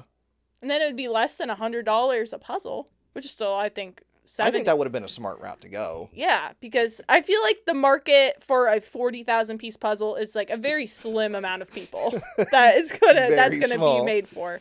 I am kind of curious if that Amazon listing is sold out. Because if it is, then I guess the market for that is not too small. Yeah. You can still add it to cart. Oh, you found it? Yep. Shipped and sold by Amazon, $729.99. But if you have your Prime credit card, you will get 5% back. Which 5% what's 5% of $729? Well, 5% of 100 is $5. So over $35. I'm just Googling it. It's gonna be $36. So yeah, $36.45. So I mean that brings it down to less than $700. Yeah. Obviously after tax though, but yeah, it would be more. But still a lot of money for a puzzle. There is a lot of Ravensburger, or I guess there is just a lot of Pokemon puzzles in general. I have several at home. Because I'm going through this listing and just seeing a ton, and then on Pokemon Center, there's puzzles there as well. Puzzles too, yeah. They're only on Pokemon Center. Which I do enjoy doing a good puzzle. I will say we don't do them as often as we used to since we got the cats, just because that's kind of a mess. But it's fun to do a puzzle every now and again. So get yourself a 40,000 piece puzzle. That's a lot. That is a lot. That is a lot. It's definitely for a select few. I want to know. Seriously, I want to know if anybody watching this is thinking about getting it. I would love to know. Yeah. I'm just kind of curious. There's got to be people how many people are interested in this. Yeah, some puzzles have got to be people's thing. Yeah, I 100% do not think this is a silly thing whatsoever. I think this is a really cool thing. Yeah. I just know that I'm not going to put it together. So exactly, it's just not my type of a thing. But there's definitely got to be people out there where this is probably so exciting for them. Oh, 100%. I mean, it's it's cool for sure, and the artwork is nice too. They're all different scenes with tons of different Pokemon. If you, on Christmas, were to gift me a 40,000 plus piece Ravensburger Pokemon puzzle, I would be excited. Yeah. And I would go, this is awesome. This sealed box is going to look awesome on my shelf. I would be so excited for it. Just so you could display the box. Yeah, I would display the box, and that's it. I how can't put that big together. do you think that box is? How heavy do you think it is? It has to be huge. Because you've seen the Target puzzles, right? Yeah. For that Target collab? Mm-hmm. Those boxes were heavy. Big, yes. So I can only imagine how big this is. Yeah, this has to be massive. Well, then what do you do with it afterwards? I know. Do you okay, we put together this 40,000 piece puzzle. Tear apart now. There's no frame that you could get for this. No, like, I mean, I'm sure you could do a custom frame, but what wall are you going to put that on? That's a lot. A hallway. That's a hallway. That is a hallway. Yes.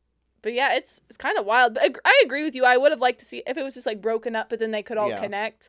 That would have been kind of cool. So I do think... And maybe you just like one scene, and you're like, I kind of just want this scene. You're like, oh, my favorite Pokemon is in this scene, so I need to get it. I was scanning through to see if I found a Piplup in any of these, and I did find one that has a Piplup. I mean, look at this. You can literally see a person sitting on top of this puzzle. I know, yes, I see that. That's how massive it is. Like, yeah, and it's huge. It's huge. It's so cool. It's just, I mean, it's not like the most, what word am I looking for? Lack of a better word. Yeah, I mean, it's just not like a realistic thing for most people, like, you know, but it's definitely cool. Like, don't get me wrong, the artwork looks really cool on it, but yeah. Okay. So that's the puzzle. Next bit of news, and this is just going to be kind of like more of a quick mention and less of a discussion, but we have some random cards that are being released. So we got the Gem Pack Volume 6 that is releasing in China, and we always see typically an exclusive card. This is Volume 6, and we are getting a illustration rare Applin inside of that. So if you are collecting those Gem Pack... It's Applin, right? Oh, Applin, yeah. Yeah. If you're collecting those exclusive Gem Pack cards, then you might want this Applin as well. So it's adorable. It's just kind of sitting there in the window. Looks like there's like an apple pie, some cider. Giving off the fall vibes. It really is. So I'm trying my hardest not to collect the exclusive Chinese. Can't fall down the rabbit hole. Yeah, I cannot fall down the rabbit hole with that one. There's a Piplup. That would be the only thing that would get me, and I would just get that one. So, well, have you made sure there's not a Piplup? To my knowledge, there's not. Okay. So I think I'm safe. Then in Japan, we have the new gym promos that have been revealed, and we see a Wimpod. Yeah, and it's like that super zoomed in artwork, which I feel like we've been seeing on our promos and in their gym packs, because we had the Makuhita. Yeah. And then we also had the Slowpoke. So, Delta Rain, the Wimpod, yeah, the Jet Flame Blister. Yeah. I almost guarantee you that's what it's going to be. Yeah, I would bet on that. But also inside of this, we are seeing Tatsugiri EX. Mega Tatsugiri. Yeah, Mega Tatsugiri. Mega Tatsugiri EX. Nothing crazy with this, but I will say my guess is that this is probably alternate artwork and that we will see a Mega Tatsugiri in Delta Rain. And I forget what the Japanese equivalent of that set is, but we'll probably see this in Delta Rain with different artwork. Yes. And then this will probably be like a box. A collection box or a theme deck. Or a theme deck, something like that. Yeah. Or it could just simply be it gets thrown into the Delta Rain set. Yeah, it might just because that's happened before, like with the Mega Gallade. Yeah, like that just got thrown into our set. So yeah, time will tell. And then there's also a new Dynamo card, which the artwork on that looks really cool too. That's a good one. And then just a few reprints. We got Pat Trap, Boss's Orders, and a special red card. So yeah, there is that. And then last but not least, Katie, you are leading the charge on this last thing. On this last thing? Yeah, you're leading the charge on this one. Why? Because there's a lot of sports talk. Basketball, some baseball. Well, I don't know if there's going to be a lot of basketball. Football. But definitely baseball and hockey football. ball. The hockey puck. Okay. So yeah, Pokemon, it's pretty mainstream. I think we could all agree on that. Like, it seems like Pokemon is just everywhere. It kind of seems like it is more popular than maybe it's ever been. I would say that, yes. We always referred to, back in the 90s, it was Pokemania, right? That was what it was kind of like coined, the term that was coined. I would say this is bigger than 90s. But to be fair, it is kind of two different manias, right? Whereas I think now we're seeing a lot of more TCG. TCG was mania back then too, but it was anything Pokemon, right? Yeah. Like, at least now when you go to the store, you're like, if you want to find something Pokemon, you can. You can find something on the shelf. And I'm not saying TCG. I'm just saying anything, in right? General. Whereas back then, anything Pokemon was gone off the shelf. Sold out. But there was a lot less being produced, a lot less type of items out there. We see a wider variety now. So yeah. Yes. But something kind of cool that kind of started popping up a few months ago, and we had talked about but never brought it up on the podcast, there's a company making specialized custom baseball gloves. And they're including like on the pocket of the glove, there's like a little holder for a card. Is it just like a top loader card that's going in this? It sort of does look like a top loader that just slides in there, and like, I think it seals off to kind of protect the card. And most recently, Jacob Mizorowski of the Brewers, who I know him. In the All-Star game. What position does he play? The baseball position. We even talked about this. Well, he's the point guard. He's a pitcher. Well, it's the same thing. Oh my gosh. Us in the profession, we call it a point guard. But I guess, like, yeah, amongst the average everyday person, you would probably call it the pitcher. Okay. So. Well, for the All-Star game, and he's had other specialized Pokemon gloves. He had a specialized Charizard glove. John can throw a picture up. Yeah. And it was like a Japanese card that he had in the pocket of an older Charizard. Yeah, I saw that picture. And yeah, so he was wearing that. We've also seen some other baseball players into the Pokemans. I'm kind of curious. So you got the glove protecting the card. Yeah. When will we get the product that protects the glove that's protecting the card? Yeah, we're seeing those baseball gloves, and they're really cool. I've seen some of like Tyranitar. I think I've seen a Gengar one. Yeah. Definitely very cool. Also, I think Mike Trout and I think Zach. I've heard that name. Yeah, I've met him before. And I think Zach Nito. Don't quote me on it, but I'm pretty sure that's who it was. Wait, Nito? And Nitos, they're popular too. I think it was Zach Nito. I might be wrong though. They were talking about opening up packs before a game, and they're like, if we pull Charizard, it's gonna bring us good luck. They pulled the Charizard, and they both hit a home run that game. Oh wow. So kind of cool. And back kind of with the glove with Zach Nito, his favorite Jacob Mizorowski, his favorite Pokemon actually isn't Charizard. It's Lugia. But he couldn't do a Lugia glove because baseball pitchers are not allowed to have an all-white glove. Why is that? Because the ball is white, so it kind of like would blend in when they're pitching, and it may Wouldn't that be fun? Like, that make it more difficult. It might put the batter at a disadvantage. Oh, okay. So that's why they do it. Okay. But at least that's my speculation. I guess I'm not 100% sure if that's why. That'd just be my guess. Okay. But okay. So sports people, we've seen football players opening up packs. Joe Burrow has talked about how he's a big Pokemon fan. Yes, and Joe Burrow is the Bengals. Yeah. The Cincinnati Bengals. Yeah, the Bengals. And I only know that because I have close friends that are like big Bengals fans. Mm-hmm. And so when it was like, I guess a press conference or something where he mentioned Pokemon, and then like they all sent it. Yeah. So that's kind of how I knew. But I've heard that name quite a few times. Yeah, and you know what position he plays. Quarterback, I would assume, right? Yep. Not point guard. Well, no, because that's baseball. Oh my gosh.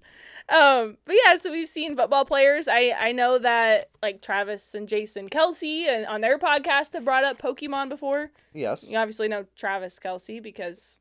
Well, yeah, of the Kansas City Chief fame. Yeah, and also recently married Taylor Swift. Yes. So, yes. I've been to a Taylor Swift concert. Yeah, me too. We actually went to the same weekend, just a different show.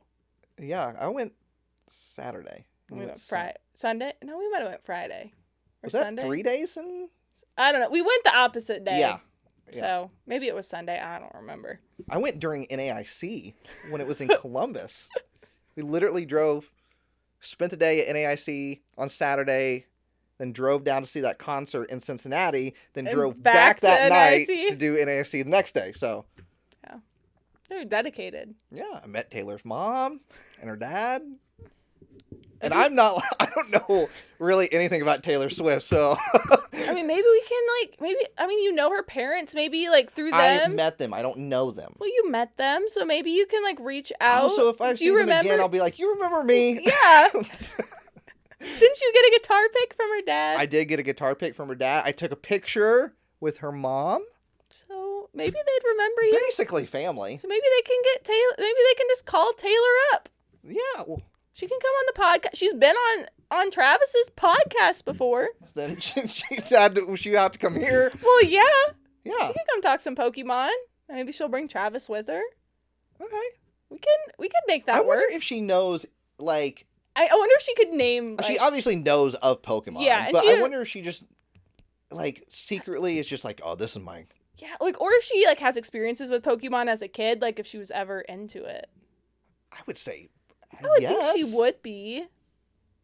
She has to know about it now, because it's literally everywhere. And if Travis is talking about it, then... yeah, you'd think that the conversation would have come up. Makes sense. Yeah.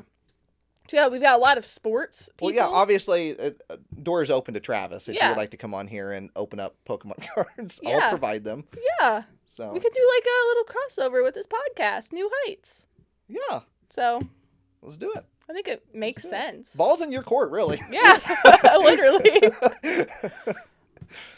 Anybody else? So sports-wise, that's all I've got. But, like, Joe Jonas, he got a Bubble Mew tattoo. And he is part of the, he's not part of Cincinnati Bengals, but he is part of the Miami Dolphins, I believe. Joe Jonas? Yeah. All right, we're talking about sports, people. Well, we're pivoting off of sports now. Oh, yeah, he's also known for that band, the Jonas Brothers. Yeah. So. Just that little band. But yeah, I got a Bubble Mew tattoo, and I feel like he's gotten very much back into Pokemon cards, it seems. Oh, yeah, he did that Target collab as well. Yeah, so he's been... That's like cool to see. I like that he's, he got the tattoo, and he's, like, enjoying it, like, actually enjoying it. Yeah, and then, I mean, we saw an actress... McKenna Grace, I believe, at the Oscars opened up a pack from Ghostbusters. Yeah, on the during the ceremony, opened up a pack, which is wild. Like, if thinking back to when I first started YouTube, if any Pokemon or if any celebrity just uttered the word Pokemon, everybody would just freak out.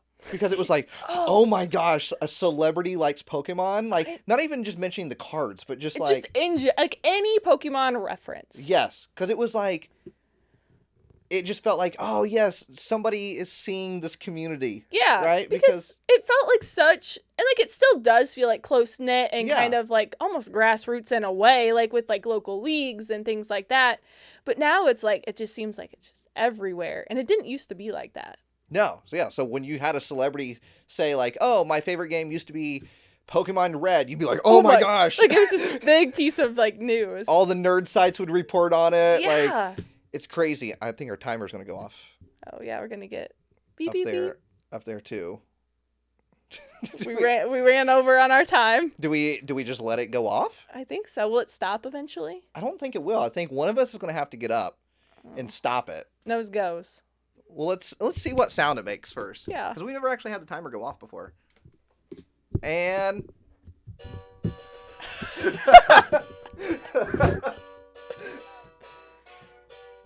There we go.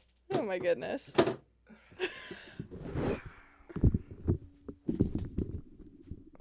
So yes, when celebrities mention Pokemon...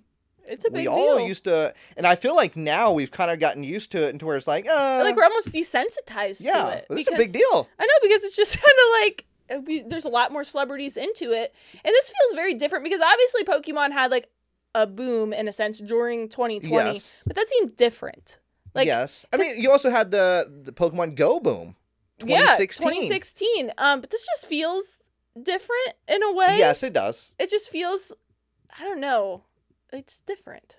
I don't know. It is. No, it's how different. To, like, put my... It's different in a good way. Yeah, I mean, it is different in a good way. Because I feel like back in, like, 2020, the focus was, like, on vintage. Like, vintage seemed to be what was popping up. And now it almost seems like it's just, like, modern Yeah, celebrities are focusing on like modern stuff. Yeah, like I mean, look at Joe Jonas and Bubble Mew. Right, like very modern. Yes. Very, very modern. You have celebrities going to card shows, like buying new cards and not vintage cards. Yeah, and excited about it. Yeah, it's wild to see, and I think it makes a lot of people excited, me included, that just like, oh, people are, celebrities are finally like recognizing this cool community that's been around for decades. 30 years. Yeah, and so it's just really, really neat to see.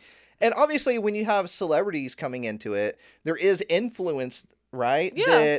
That, because people follow and watch those celebrities, they might see that they get into Pokemon. And then now, like, oh, if XYZ celebrity is into it, I think they're cool. So that must mean Pokemon's cool, right? Because for a while there, we did have that thing of just like, a lot of people be like, oh, you like Pokemon? I feel like there was a stigma attached to it. Yeah. Because I remember when I was doing my channel back, like, 2014, like, I was in high school, and I didn't want to, like, tell my friends about it because I'm like, God, I don't want them to be like, oh, you're a nerd. Like, you know, like, there was, like, that stigma attached to it. Like, that's not the cool thing to be doing. Exactly. Is opening up Pokemon. It opens the door for it to be okay, right? Like, yes, everything should be okay, right? Because you should be yourself. You should stay true to yourself, and you should be proud to enjoy the things you enjoy, right? Yeah.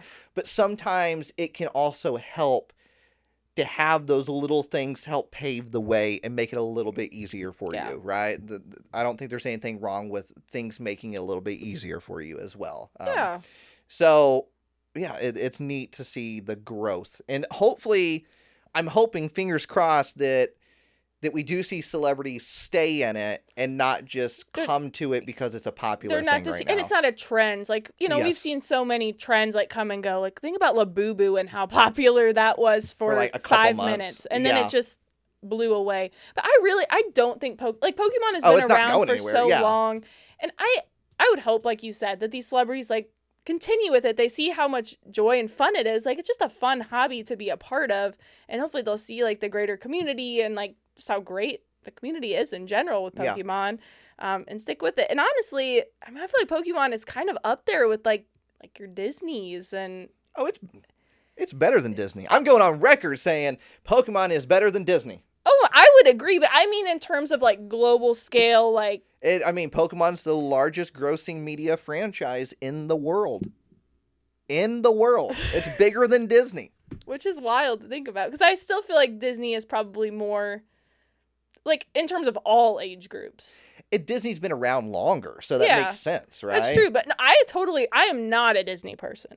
So neither am I. 100% agree that Pokemon I'm loyal is way to better. one mouse. One mouse, and that's it. That Pikachu. One. My boy Pikachu. Right here. So, and that's the thing. I watch Disney movies, but I really don't care a whole lot about Disney. I haven't even seen all the Disney movies. Nah. I have never, even when I was a kid, never had the desire to go to Disney World. Neither did I. And like my parents would give us the opportunity to go, and we just never wanted to. Pokemon Worlds was in Anaheim last year. Literally, the convention center is right beside Disneyland, and I had no desire to go whatsoever. Now, I did go because friends wanted to go. There was some events also being held there for creators as well. And so I went to it, right? Yeah. I'm not opposed to going to it, but... it wouldn't be like your idea. I just did not care to go. Yeah, it's just not your thing. Yeah. I'm here for Pokemon. I want to do Pokemon. Yeah, I agree. That's 100%. I'm trying to think, like...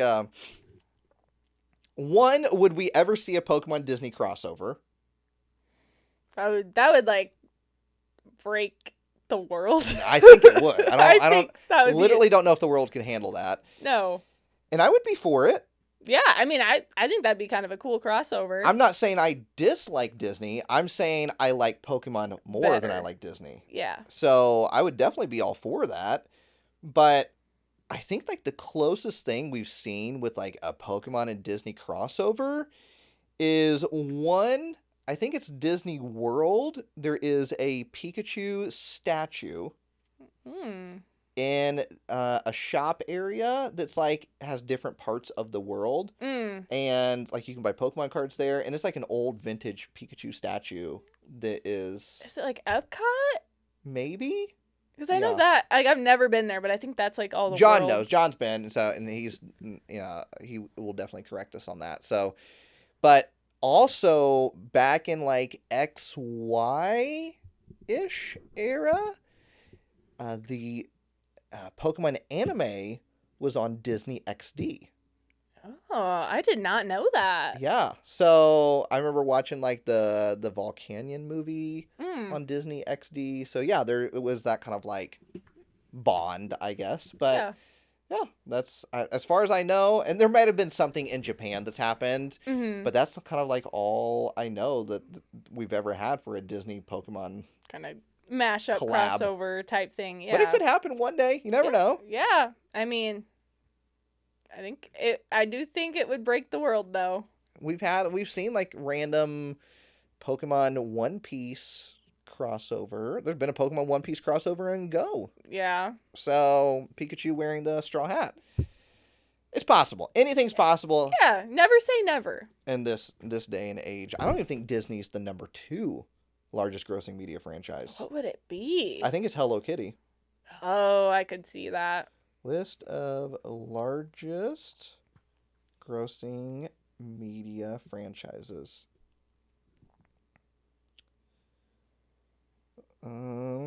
List. Number 1. I don't know if this is a list. I think that's just the... Okay, here we go. All right. Number 1, Pokemon. Number 2, Hello Kitty.